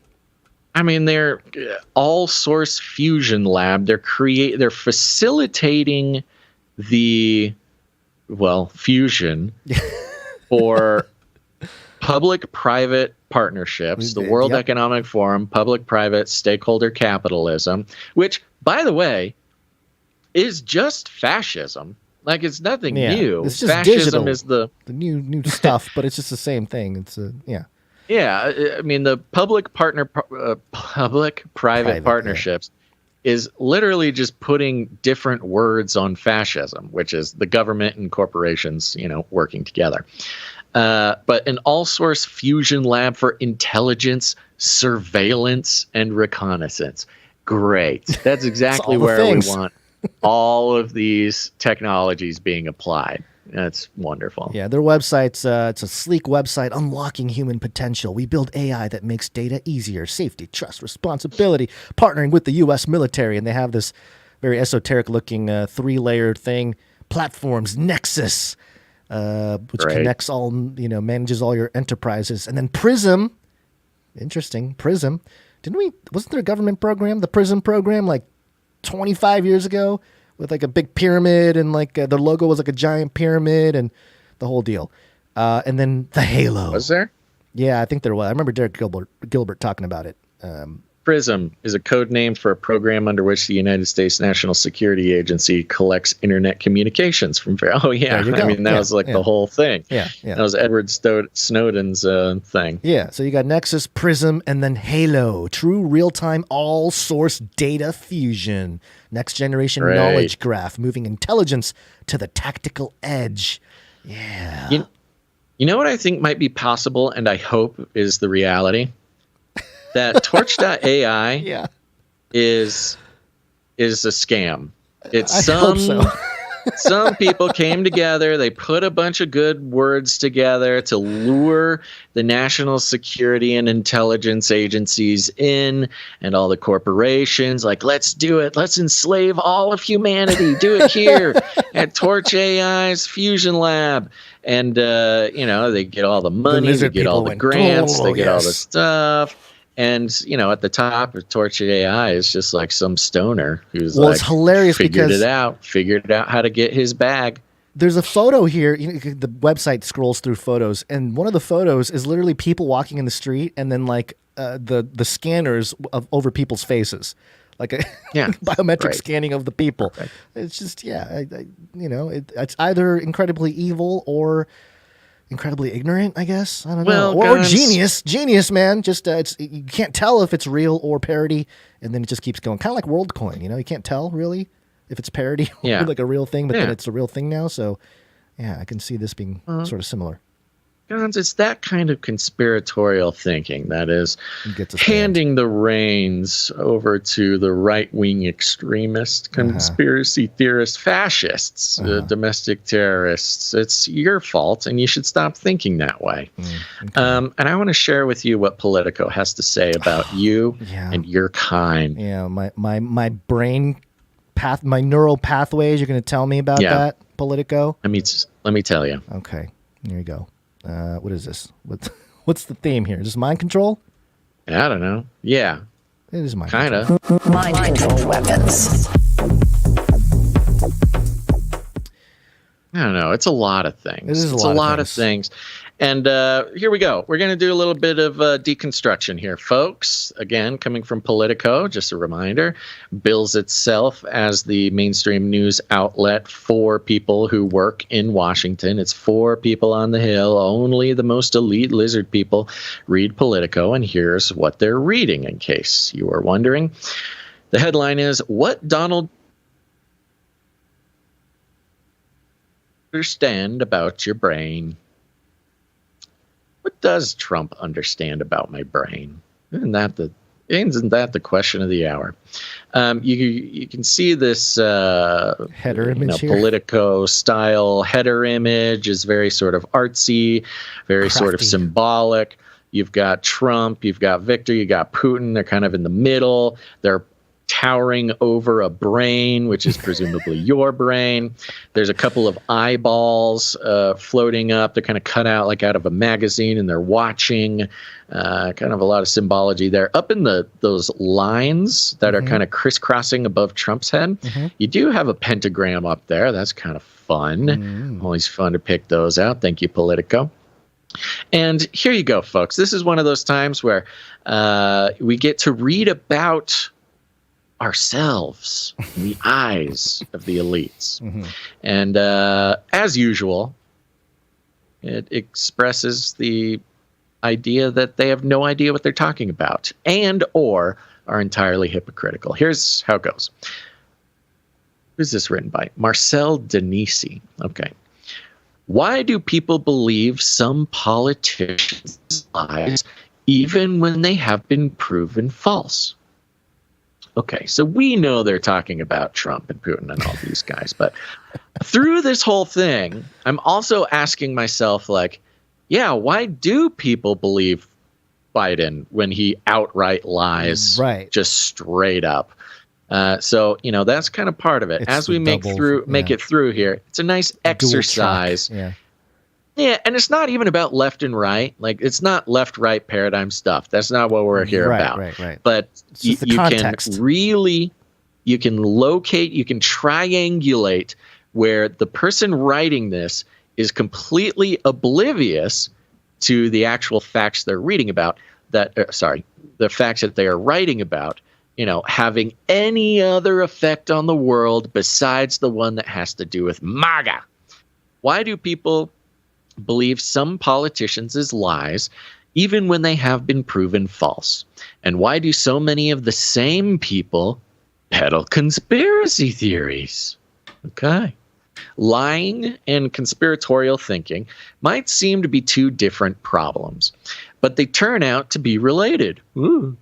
I study political rhetoric and have tried to understand how populist politicians use language to develop a cult-like following, divide nations, create culture wars, and instill hatred. This pattern goes back to antiquity and is seen today in leaders including former President Donald Trump, Hungary's Viktor Orban, and Russia's Vladimir Putin. And that's it. Nobody else. Nobody else is dividing nations and creating culture wars and instilling hatred. I think it was interesting just right off the bat. They're going to be talking about how, these guys lie and create conspiracy theories to gain power over people and brainwashing people, basically. And there's never 1 second that any of these ideas literally can apply to any politician. In fact, it could just be the job description of politician. Right. It goes on. These leaders are capable of using words and speeches to whip people into such an emotional tempest that they will do things like march on the seat of Congress or invade a neighboring country. What makes this kind of speech worrying is that it is not just emotions like aggression they can manipulate. Politicians can also use rhetoric to influence the public's thoughts and beliefs. It's just so stupid so far. Okay. And spread lies and conspiracy theories. Those lies and conspiracy theories are stubbornly resistant to countervailing facts and can sow divisions that destabilize their own societies. He loves using all the buzzwords. Yeah. So there's some things to point out here. They're going to be talking about conspiracy theories. They're going to be talking about facts or countervailing facts.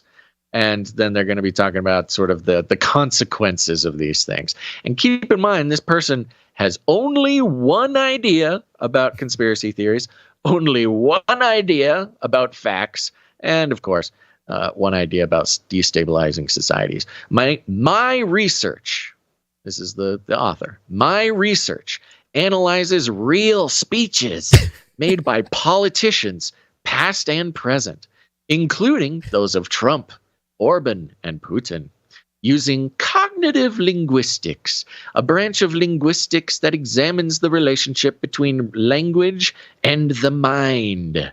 Yeah, sort of, a little bit like what we do to this person's articles. I was going to say, anybody can do this. Medium. Yeah, the relationship between language and the mind. I think that's the most basic relationship that exists. What I have found is that throughout history, speeches by dictators and autocrats have one thing in common. They use dehumanizing metaphors to instill and propagate hatred of others. So that's the whole thing, dehumanizing metaphors. Let's go. It is well documented that, for example, words like reptiles and parasites were used by the Nazi regime to compare outsiders and minorities to animals. So we are basically Nazis, is what they're saying. If you say reptiles, if you talk about reptiles, you're doing what Nazis do. I think it's a little bit ironic that Nazi is kind of the same thing. Calling somebody a Nazi is the same thing that they're going to explain here. But they do talk a lot about Nazis in this article. So it's going to be cool. Strong rats or pests or a plague. Yeah, like the unvaccinated. Those dirty dogs spreading their plague everywhere. And it's effective regardless of whether the people who hear this language are predisposed to jump to extreme conclusions. Once someone is tuned into these metaphors, their brain actually changes. Wait. Actually changes is in italics, by the way. Yeah. How does he know this? Yeah. Oh, you just wait. Okay. Once someone is tuned into these metaphors, their brain actually changes in ways that make them more likely to believe bigger lies, even conspiracy theories. Conspiracy theories. So just to summarize real quick, they're saying if a politician uses language like calling certain groups rats, pests, or plague, perhaps even Nazis, or unvaccinated, or whatever, domestic terrorists, reptiles, parasites, that the use of those words, I don't know what they mean by actually changes, but the brain actually changes when you use those words. And it makes you believe conspiracy theories just by calling people names. The metaphors are part of a cognitive process that entraps people in this kind of thinking, while others are unaffected. Here's how it works. I just cannot stop thinking about the ways that, for instance, people on the left get entrapped in this kind of thinking because of the metaphors and the mean names MAGA that you can itself. call the other side. Yeah, exactly. The whole Maggots. MAGA thing is a metaphor, yeah. Maggots and whatever. The first step to... just wait till you hear the types of things they think are metaphors. The first step to manipulating the minds of the public, or really the precondition, is that listeners need to be in the right emotional state. In order to hack into the minds of the public, people need to feel fear or uncertainty. That could be caused by economic instability or pre-existing cultural prejudices, but the emotional basis is fear. We know this. Politicians love fear. Yeah. The brain is designed to respond to fear in various ways, with its own built-in defense mechanisms, which produce chemicals in the response pattern, such as cortisol and adrenaline. These chemical responses, which zip straight past our logical brains to our fight or flight reactions, are also activated by forms of language that instill fear, either directly, as in a vocal threat, or more insidiously, by twisted facts, which allay fears through lies and deceptive statements. Twisted facts. So not lies, but twisted facts. Yeah, malinformation. Facts that are inconvenient. Here we go. In this state, dehumanizing metaphors are very effective. So you get somebody scared, and then you start making dehumanizing metaphors. My research shows that this language taps into... Okay, this is where they got kind of lost me. My research shows that this language taps into and switches on existing circuits in the brain that link together important and salient images and ideas. Okay, they never again give any facts about their research, how they do their research, what kind of research. The way they're describing it is like they are literally watching the synapses in the brain turn on and turn off, using dehumanizing metaphors, watching the electrical signals in people's brains bring to mind images and ideas when they hear these metaphors. That's sort of what they're implying, but I get the feeling that their very own description of their research is a metaphor. They're speaking about it in metaphorical terms. In fact, when it says, my research shows that this language taps into and, quote, in quotations, switches on existing circuits in the brain, it feels like that whole thing is a metaphor. Now, in effect, metaphors bypass higher cognitive reasoning centers to make linkages that may not have a basis in reality. And when that happens, a person is less likely to notice the lie because it feels right. So, the idea is a metaphor is a weapon that can directly turn somebody into a conspiracy theorist.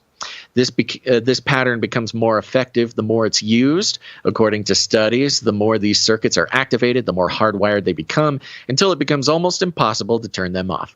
What this means is repetitive uses of dehumanizing metaphors, Orange Man, are incredibly powerful to those brains already willing to hear them, because they direct their thoughts, making it easy to focus on certain things and ignore others.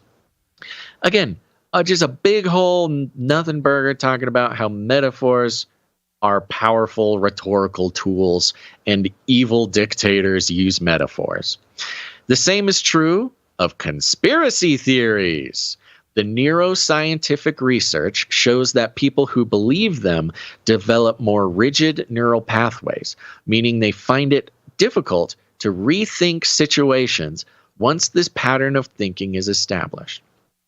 Now, this is where I think they get dangerously close to giving up the game, because you talk about people who find it difficult to rethink things because of their current thinking. Sure, maybe you can say conspiracy theorists, but you can also say pro-vacciners, people who believe the science, really what about anybody. The guy writing this article?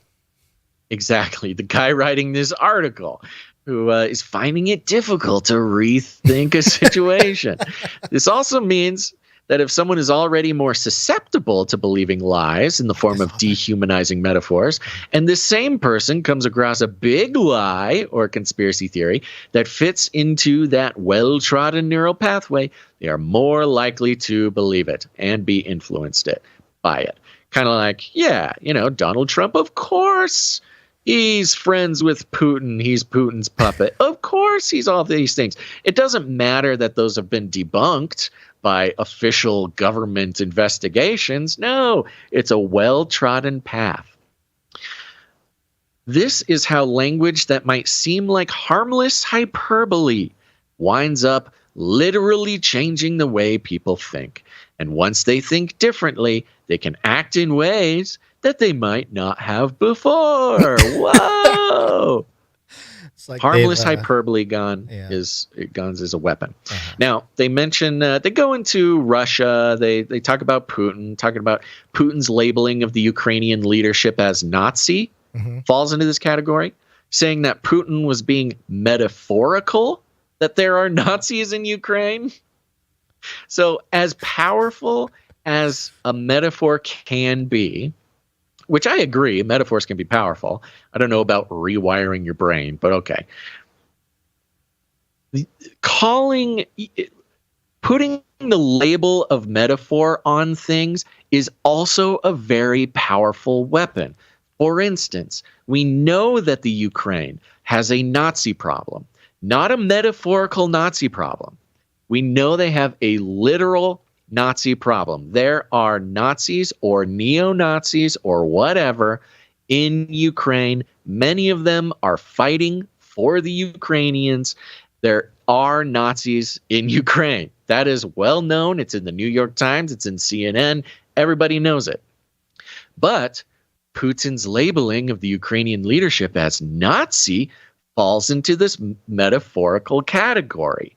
So you can see how you can start destabilizing worldviews and, honestly, in my opinion, objective truths by just claiming that something is a metaphor. There's going to be another example in a second here.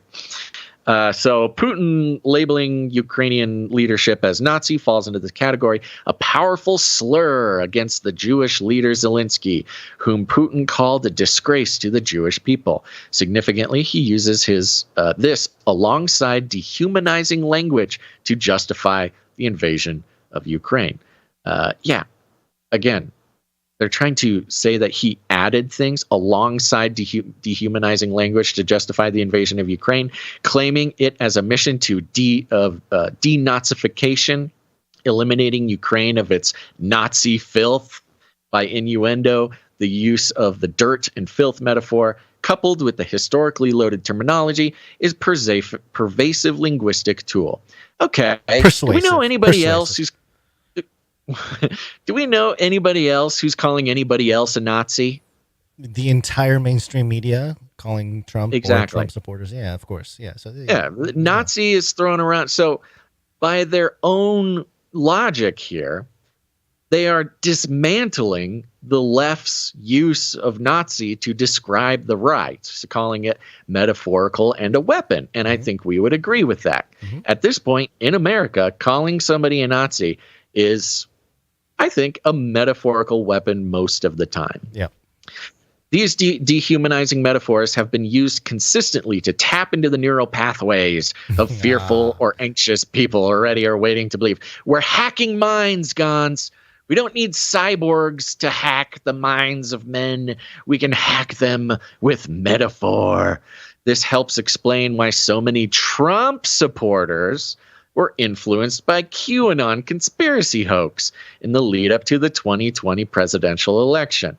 Trump's big lie refers to the false claim that the election was rigged and stolen from him through massive electoral fraud, even though that assertion has been repeatedly debunked.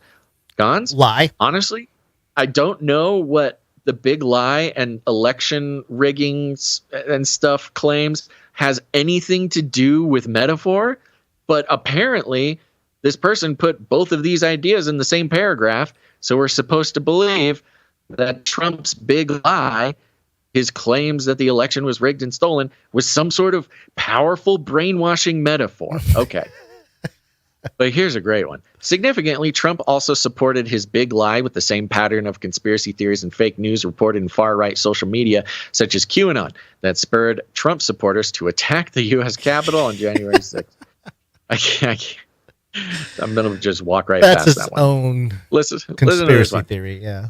This sustained use of the central metaphor of a cabal of satanic, cannibalistic abusers of children conspiring against Trump will easily fit into the entrenched neural pathways of someone who is already willing to believe. Nobody, I mean, maybe somebody, but people who believe about a cabal of satanic, cannibalistic abusers of children conspiring against Trump, I don't think that they think that's a metaphor. That's like a literal. They think that there's literal cabal of satanic, cannibalistic abusers of children conspiring against Trump. That's not a metaphor in the eyes of people on the right, the Trump supporters.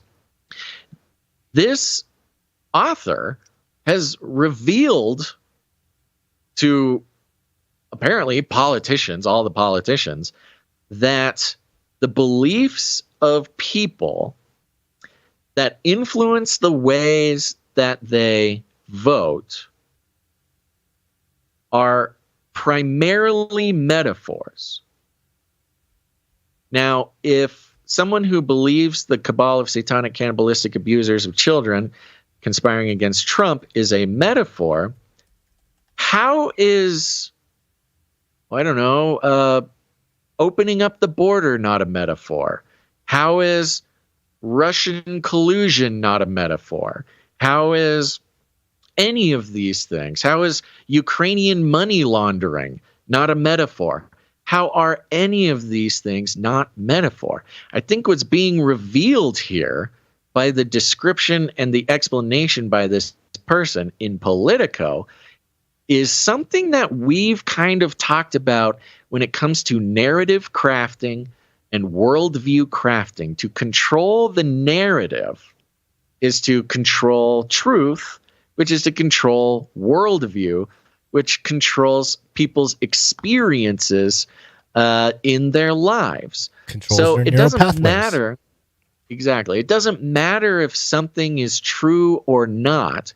Even if it is true, it's just a metaphor being used for brainwashing. It reveals this very twisted mindset of those at the top, at least this journalist at Politico, which it's almost like they don't, I mean, we know this, they don't really believe that there is any objective truth, but even more so that they can create truth and justify it by calling it a metaphor. It doesn't matter what we say because it's just a metaphor to help people, make it through the day or whatever. It's really revealing to the mainstream media mindset. You know who else uses metaphor? Certain type of Satanists. Satan is a metaphor. It's not a real being. It's a metaphor. I forget which one it is. Yeah, Satanic Church or the Satanic Temple, Church of Satan, one of them, claims that Satan is a metaphor.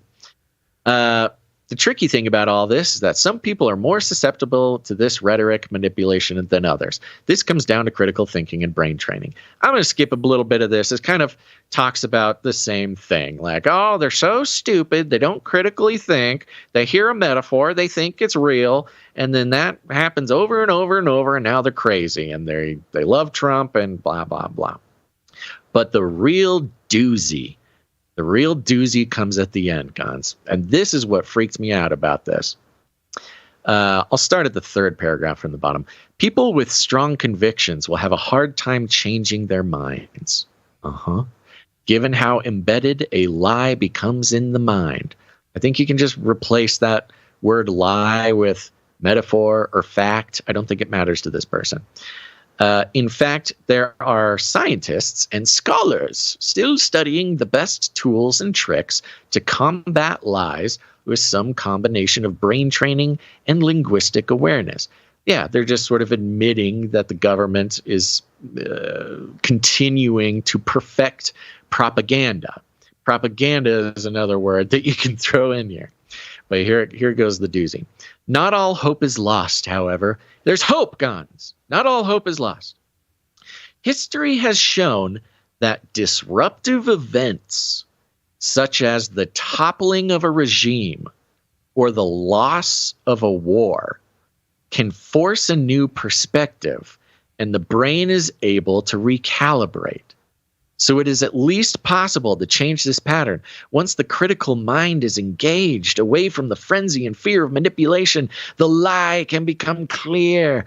This is the uplifting moral tale that can be gleaned from history. Moral tale. All the great liars, from dictators to autocrats to presidents of the United States, were eventually defeated by truth, which eventually will win out. Yeah, now, this is something we can all be very hopeful about. Yeah. You know? Depends on what it means by truth, but sure. The end of this article is this person yearning, just yearning for a disruptive event. I know. Like the toppling of a regime or the loss of war. How will we possibly snap out all these MAGA heads or these Republicans or these Christians? How will these people ever realize that they are so lost? We're going to need to lose a war in order to reset the MAGA heads, Trump supporters, Republicans, cops, all these things. We need a great reset. Exactly.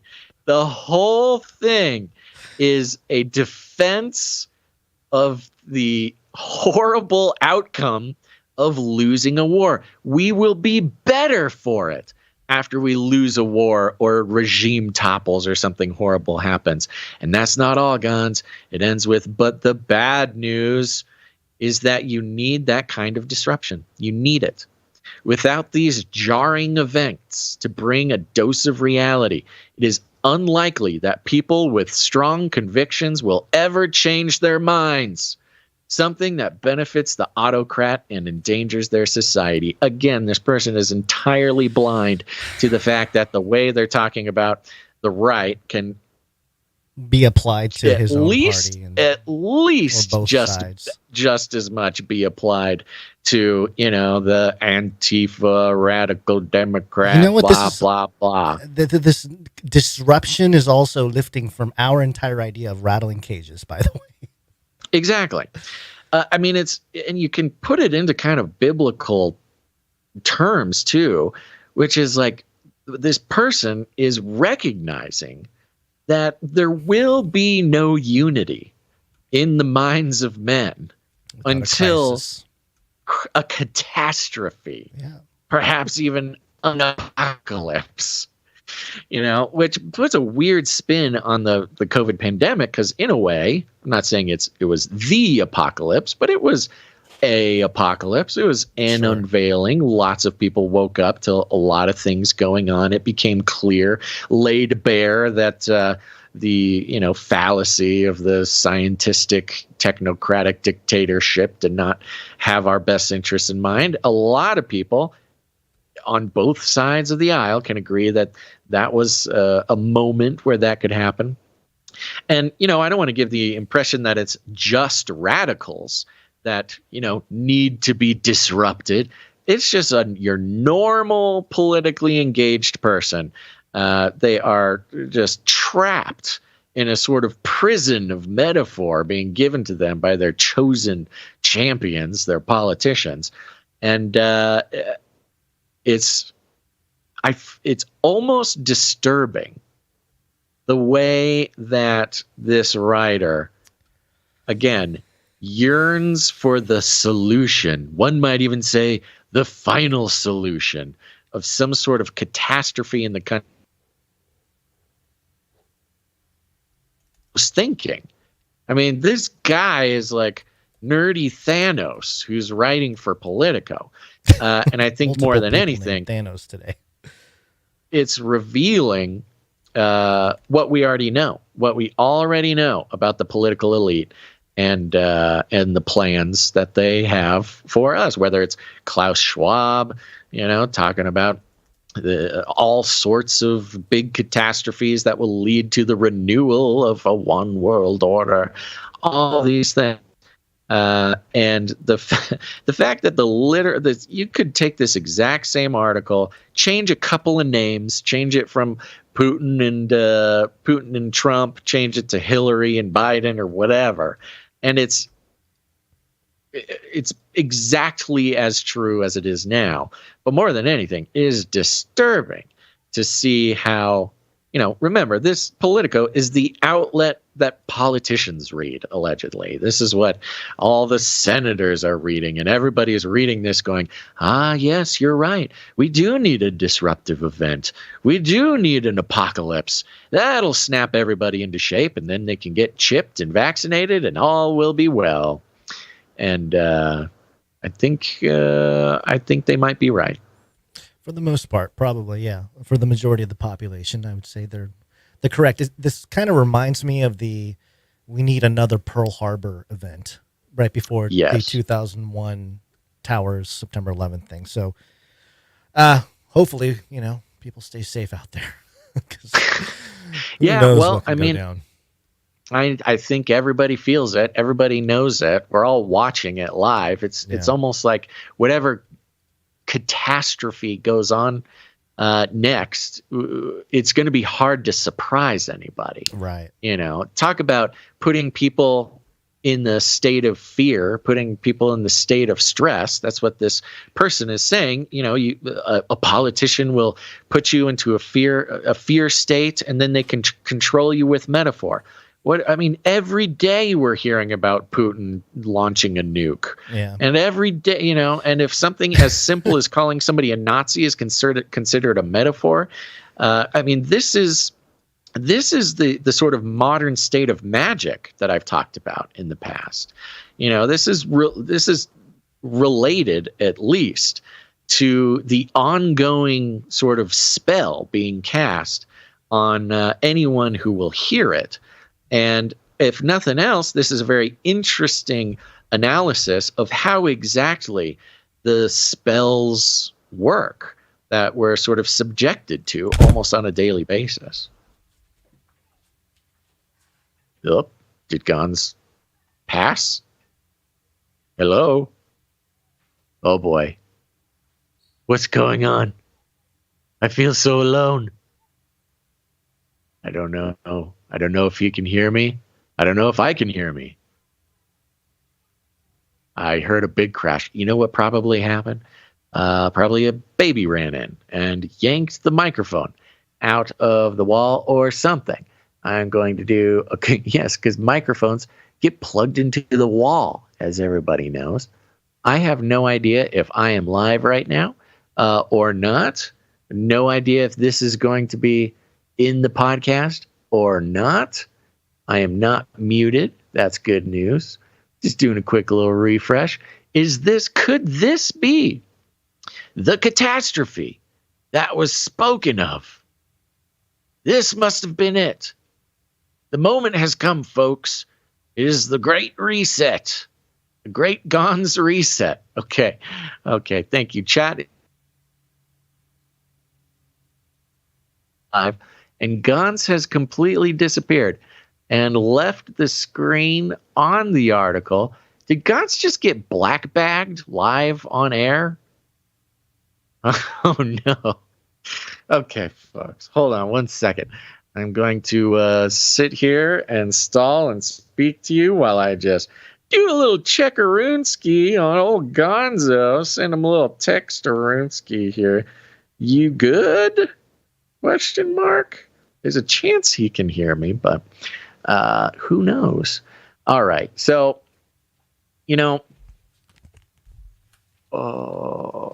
okay. Sorry. I'm seeing some notes here. Okay. There he is. What happened? I had some family leaving, so I had to. Had to say bye-bye. Talk, or at least see them. They came all the way out here, and I did not see them because I was doing the show. Oh, yeah.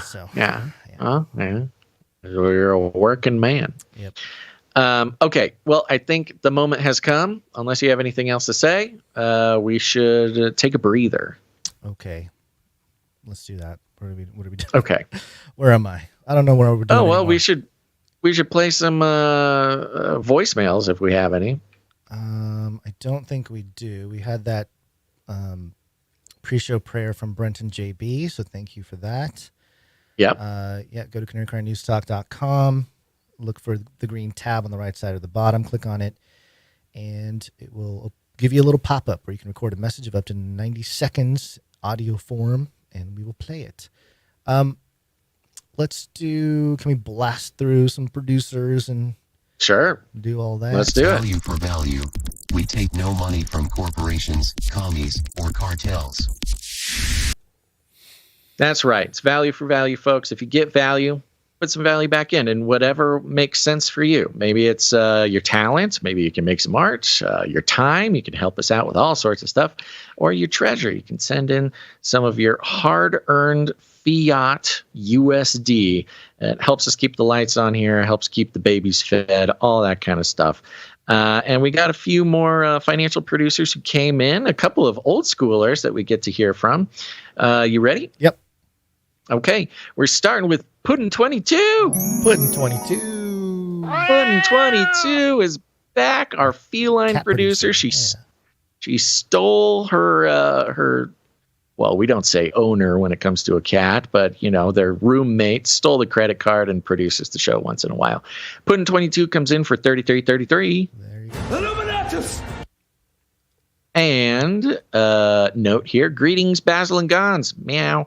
Thankful you are both healthy and continuing on your mission to inform the masses with the truth. I've been a bit MIA myself, but still listening and praying for you. It's been a long summer cat nap. Blessings, Puddin22. Yes, we understand. Weird summer for all. Yep. Next up, we got producer Malik W. Malik W. Thank you very much. Yeah, coming in. Nice round number. Second episode in a row. Two episode streak. What's the streak? Oh, streak. 2 episodes. Thanks, Malik. Streak Malik. Next up, we got Sir Marty Kane out of the wrong timeline. He's also in a streak. 3 episode streak, heating up. He's heating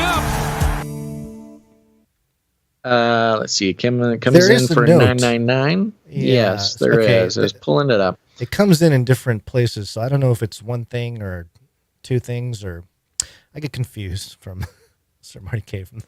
And he's got multiple emails as well, too. I realized I just pulled up the wrong one. Oh, no. I have this one that says, Dear Basil, in CCN number, I think CCNT, number 646. Yeah. I don't think that's it. Okay. I got this one that came in yesterday here. Okay. Hey, fellas and fellow Canarians, about boiling climate change. If you play the video I have attached to this email, 24 seconds, recorded 1st of August, 2023, about 11:30 a.m., Copenhagen, Denmark, you will see that the global boiling warming is non-existent. There are 2 theories for why that is. And the first one is, quote, that because some Danish DJ is as cold as ice, that he is cooling the climate down in his vicinity, and that is why it's not boiling hot in Copenhagen. Or some Danes, not me, of course, are cold-hearted and calculating, and that's why it's cold in Copenhagen. Since I am a Dane, and it makes me pretty biased. I can't really be the judge about which is which. That is interesting. This might be an interesting European translation thing. He spells which is a witch. Which, W-H-I-C-H, is a witch, W-I-T-C-H. And who is not. So you have to do your own research on that one. LOL. I have also sent some art to the art section. Oh, okay. I missed that. That's what I have over here. Oh, okay. Yeah. I missed the art section. Don't get confused by me sending you 2 emails. I was a little confused, but that's okay. He does send a video here, a video of Copenhagen, Denmark, and we can confirm it is not boiling. And who knows? It could be because of the collective frozen hearts of the Danes, or maybe Sir Marty K, Night of the Wrong Timeline, is just very cool. Actually, that video is not playing for me, but I believe you. Do you have it pulled up? It's right there on the email. I don't even know where the email came. Yeah, I'm completely lost on this one. Oh, geez. We should have taken more time to prepare for Marty K. Well, I'll tell you what. It's not boiling. Thank you very much, Sir Marty K, Night of the Wrong Timeline. Thank you very much. Next up, we got Sir Alex Protocol V2, Night of the Berean Protocol, pocket full of 7s. 199 episodes in a row. Woo! Yeah.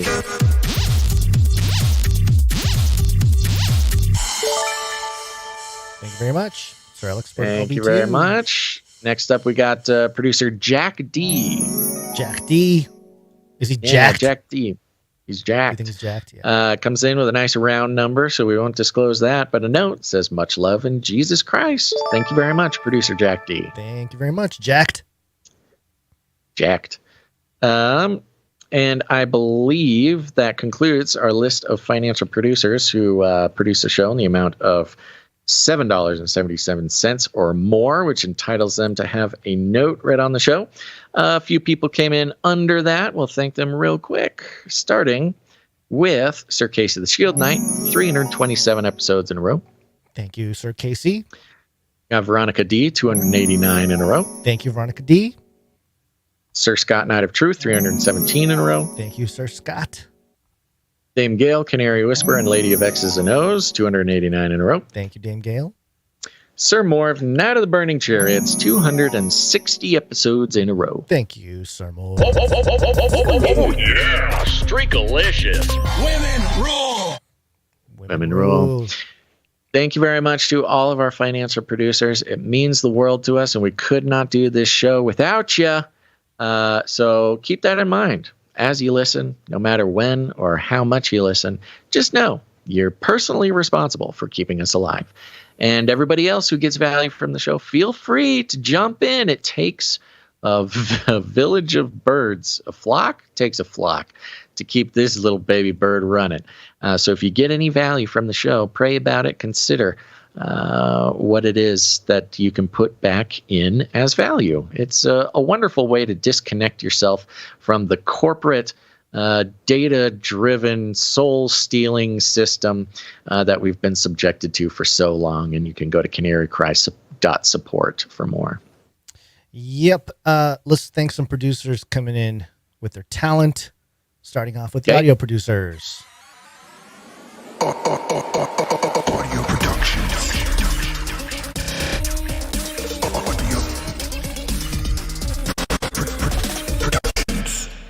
Going to kick it off with Jonathan F. Jonathan F. We played the Worldcoin jingle earlier. That was a clip. It was like a 9 to 10 second clip from this 55-second piece that was sent in by Jonathan F. He says, hello, a quick recap about the exchange of biometrics for crypto in song form. Enjoy. The need to prove a person is real is, quote, no longer a topic of serious debate in the age of AI. In order to prove a person is real is no longer a topic of serious debate in the age of AI. This is a quote that adding that Worldcoin hopes to build a privacy-first, decentralized, and maximally inclusive. A lot of great buzzwords there. way of addressing this problem. So there you go. I mean, they're just describing the beast system. You cannot do anything that is settled. There is no debate. You must have digital ID, and you must bow down to the orb.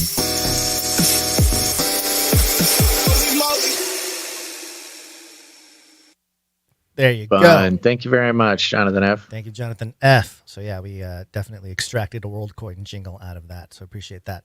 Next up, we have Little Owen. He says, Matthew 25:40, and the king shall answer and say unto him, Verily I say unto you, inasmuch as ye have done it unto one of the least of these, my brethren, ye have done it unto me. And again, it's a track that will play in full at the end of the show. Here's a small taste from the beginning. I love this this beat and rhythm here.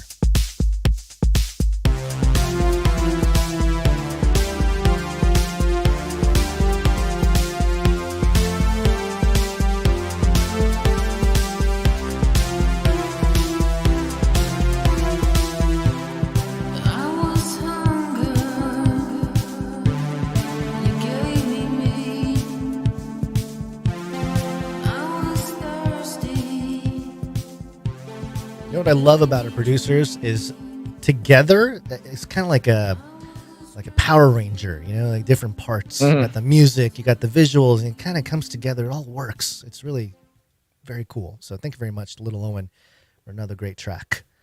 Moving on here. We got Sir Marty K, Knight of the Wrong Timeline.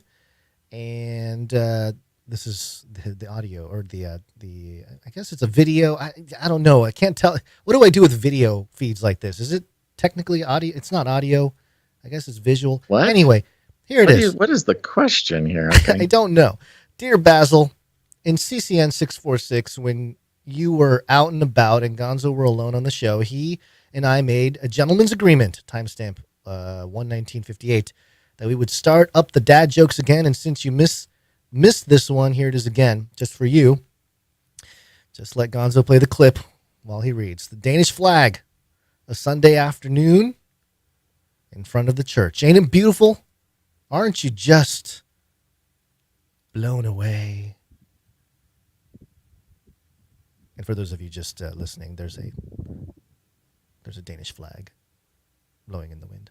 Blowing wind. Yes. Yeah, this is good. This is a very good use of our time. I appreciate this very much. Thank you, Sir Marty K. Thank you very much, Sir Marty K. Cope, I will say this. Sir Marty K is convincing me that Copenhagen seems like a wonderful place this time of year. Oh, very much so. It's, a little breeze. Looks nice. All right, let's get to some art here. One art, please. This one piece of art we have today, of course, is from Sir Dove. One art piece from Dove. He says, peace for today's artwork. I made a possible sticker design for the supply drop of our dear leader. Hope you guys like it. Keep doing what you do, and I'll keep praying for you. It's Dove. Thank you very much, Sir Dove. And as I very quickly put, oh, yes, this is great. This is like a pin or a sticker or something that's very fun. It's got the Union Jack in the background, the flag there of the UK. It's got Joe Biden looking presidential, but also his eyes are closed, and he's sort of smirking to himself like he's remembering a dad joke from another era. And across the top there says, God save the Queen, man. Yep, he's got the derpy Baphomet pin on his lapel there. And, Canary cried out on the side. He will be remembered. This is very important. You don't really realize it at first, but the more you look at this sticker, the more absurd it is. You're like, okay, it's Biden, and weird, that's the wrong flag behind him. Okay, got the Union Jack flag. Why are his eyes closed? Okay. Why is he smiling? What is going on here? It's a thinker. It's a thinker. Thank you very much, Sir Dove. Thank you, Sir Dove. Appreciate your consistency and your willingness to continue to provide fantastic art for the show. It's definitely... And all your human resources you're having over there. Yes, very much so. So God bless you. Thank you very much. All right, let's do a couple microfiction here. Microfiction. Microfiction. This first one is from Runk Smash.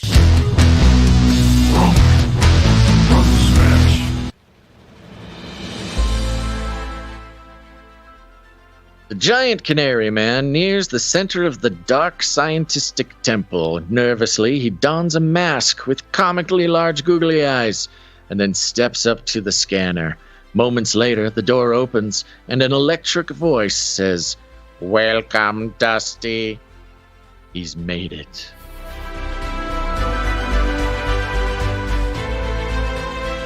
It looks like you rigged the system. Old Dusty. Thank you very much, Runk Smash. Thank you, Runk Smash. The saga continues. The chronicles continue to predict the future, I think. Yeah, very much so. Okay, one more microfiction from Stephen S.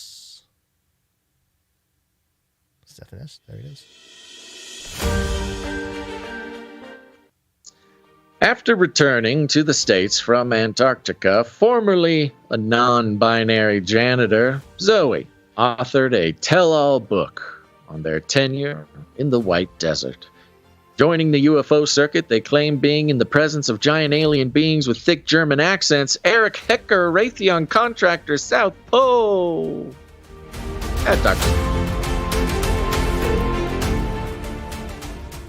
Yeah, I remember this clip. All right, I think that last part wasn't supposed to be in there. Let's just go with the giant alien beings with thick German accents.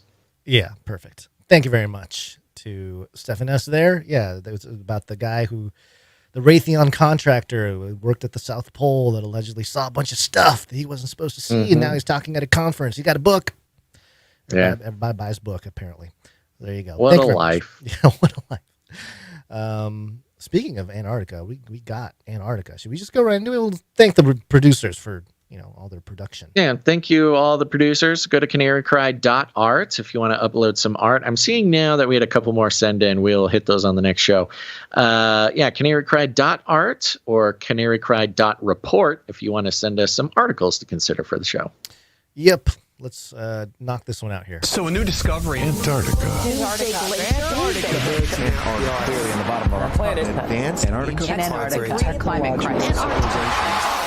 Penguins.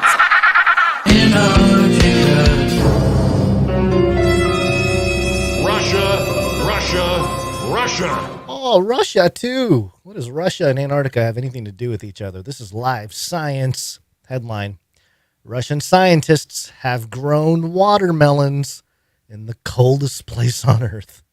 Wow. That's it. They've done it.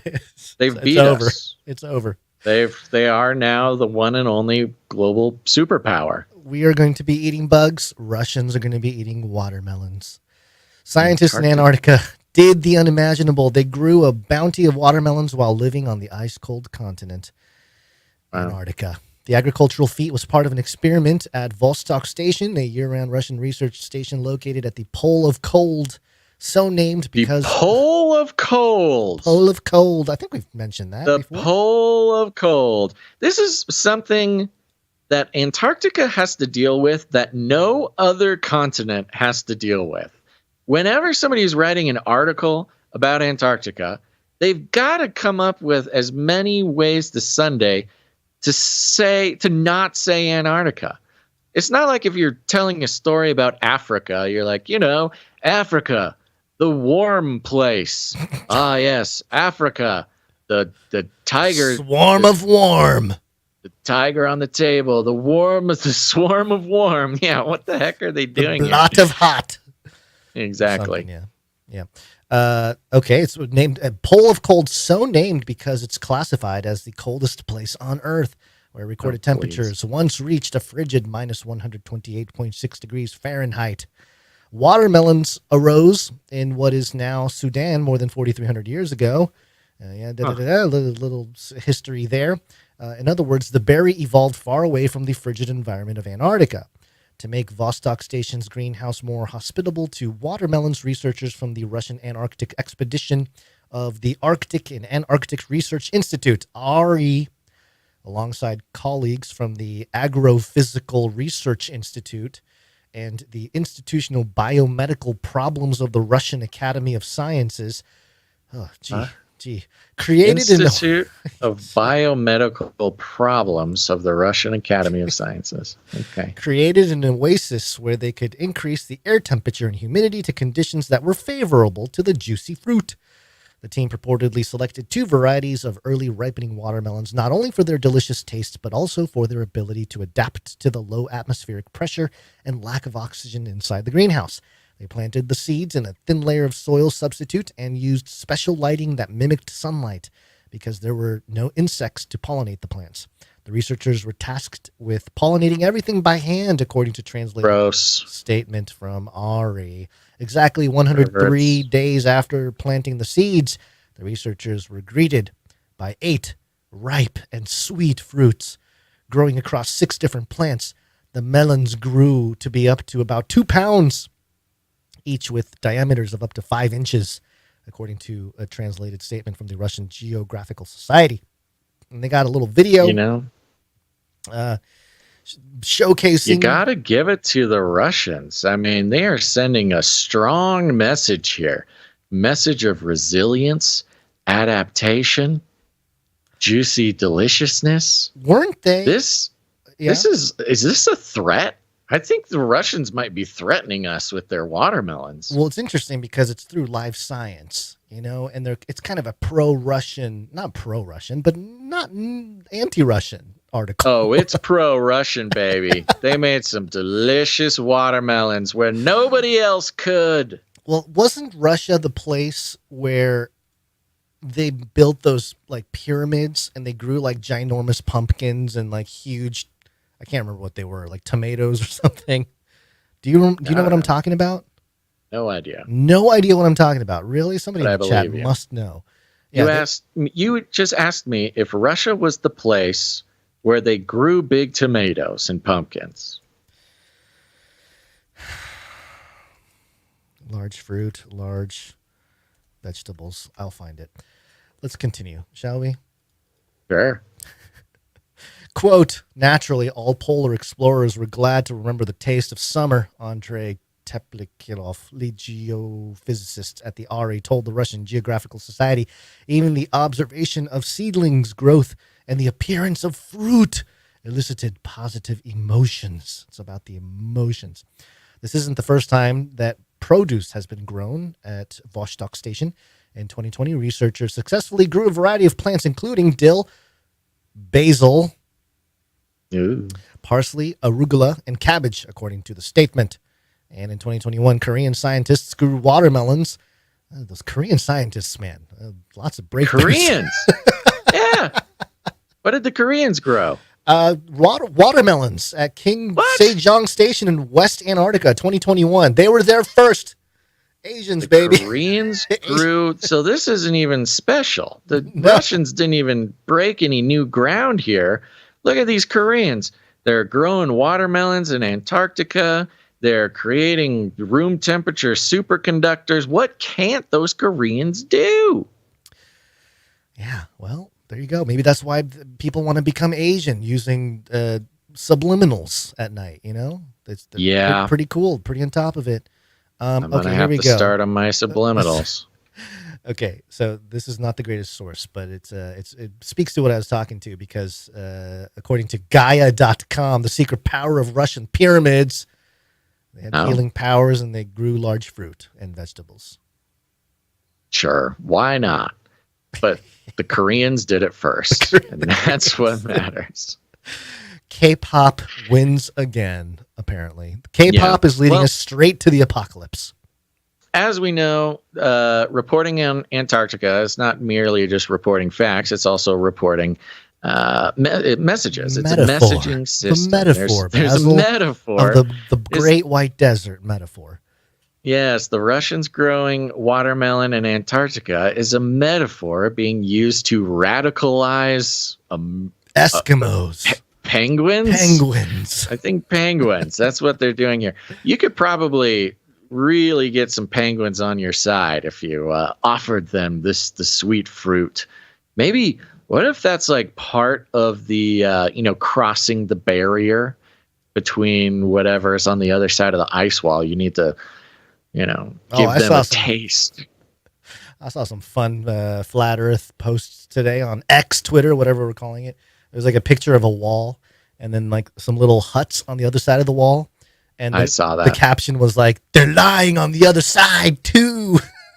Yes. Like, whoa, bro. Well, see, what evidence do you have for that? That's crazy. If you bring them watermelons, they will show you their antediluvian technology. Oh man, yeah. I guess watermelons is the reason why everybody will be saying peace, peace until sudden destruction. Yeah, I think that the Russians are really sending a strong message here. And we all need to go down into our bunkers because once the Russians start growing watermelons in Antarctica, it's a threat, it's a provocation, and it's Putin's puppet.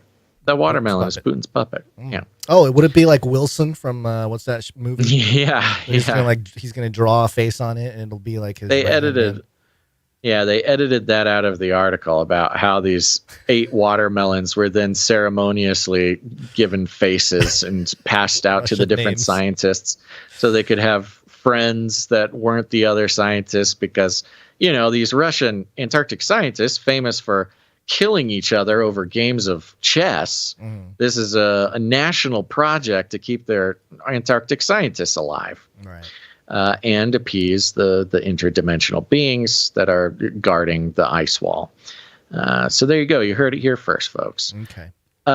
Thanks for tuning in to this episode of Canary Cry News Talk. We will be going live again someday. I think maybe this Friday is a CCR episode, so tune in for that. And thank you to all of our producers. I want to thank the Clippies. Oh, yes, I have this ready. Clippy on those videos. Thanks. Yeah, thanks, Clippies. Hey, if you haven't done it yet, folks, go to Canary Cry Clips on YouTube and Odyssey. That's a good place to go. Just hang out there, lots of watermelons and chess games that are non-fatal. Canary Cry Clips on YouTube and Odyssey. Go subscribe. And thank you to the timestampers. Timestamp. It's hard work. Timestamp. That's right. They're time-stamping the shows. It goes into so much of our back-end stuff. We're eternally grateful to Jade Bouncerson for doing the timestamps for episode 650. Thank you very much. Thank you to Jam for the links. Thank you to Clank for everything you do. And other than that, just share the show, folks. Share it with your friends. Share it with your family. Share it the normal way, word of mouth. Put it in a box and just ship it to anybody who will have it. But some people want to get a little creative with it. You want to express yourself, the unique, diverse ways that the Lord has given you talents and skills that nobody else could compare to. And perhaps you want to do something that's never been done before except for twice. And that is grow a watermelon inside of a podcast. Have you done that yet? It's time. It's warm, folks. The earth is boiling, and what do you need on a boiling day? Is you need a nice, cool watermelon. And when you crack that watermelon open, it's not just the yummy juices and the refreshing watermelon scent, but also, what's that?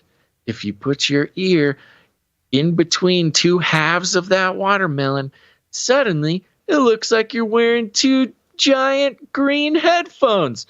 You silly goose, look at your giant watermelon headphones. And people will be like, hey, what are you doing, Mr. Watermelon Headphones? And you'd be like, I'm just listening to my favorite podcast, Canary Cry News Talk. And then you take another watermelon, you split that in half. You give that to your friend, just put it on either side of their head, and suddenly they're waking up to the fact that the mainstream corporate news media does not have their interests at heart, and that there are biblical level events going on every day. And also, you got watermelon on your ears now. Look at that. Don't let the seeds go in. They might grow in your head. That's just one way to share the show, folks. You don't have to share it that way. In fact, very few of you will, cowards. But you can share it any way you want. We like to call it rattling cages, and all you got to do is we'll walk right up to them, grab them by the cage, and then you shake it. The end of the world occurred pretty much as we had predicted. I want to shake things up, stir up some controversy, rattle a few cages. Hey, stop that! You'll never silence me. I'm the last angry man, a crusader for the little guy. Leave the bird alone. Never. Rattle a few cages. Rattle a few cages. The human race will have every opportunity to improve. And if they don't? Ask Noah. That's right. Just ask Noah. Gons, any last words? I have an idea. Uh-oh. This is for Sam Altman. You can send the check to me. You're going to disguise an orb as a watermelon. That's and you're it. Tell people this is a Russian watermelon. Take a look. That's the message. Take a look. Spray paint a watermelon chrome and see how many people you can get to bow down in front of it. It's the other way. Yeah. Okay. Yeah. Get activities. Yeah, We're not just a podcast. We're also a treasure trove of ideas of activities to do with your kids. Come on, kids. Let's go see how many people we can get to bow down to this watermelon. All right. Well, thanks everybody for tuning in to this episode of Canary Crown News Talk. Make sure to tune in next time. But until then, think outside the cage.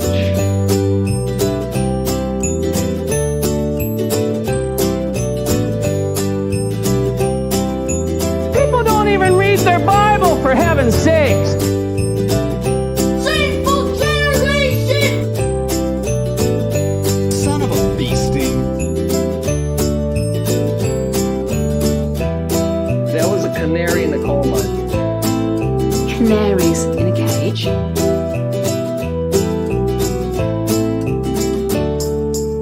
Remember, reality is an illusion. The universe is a hologram. Buy gold. Bye!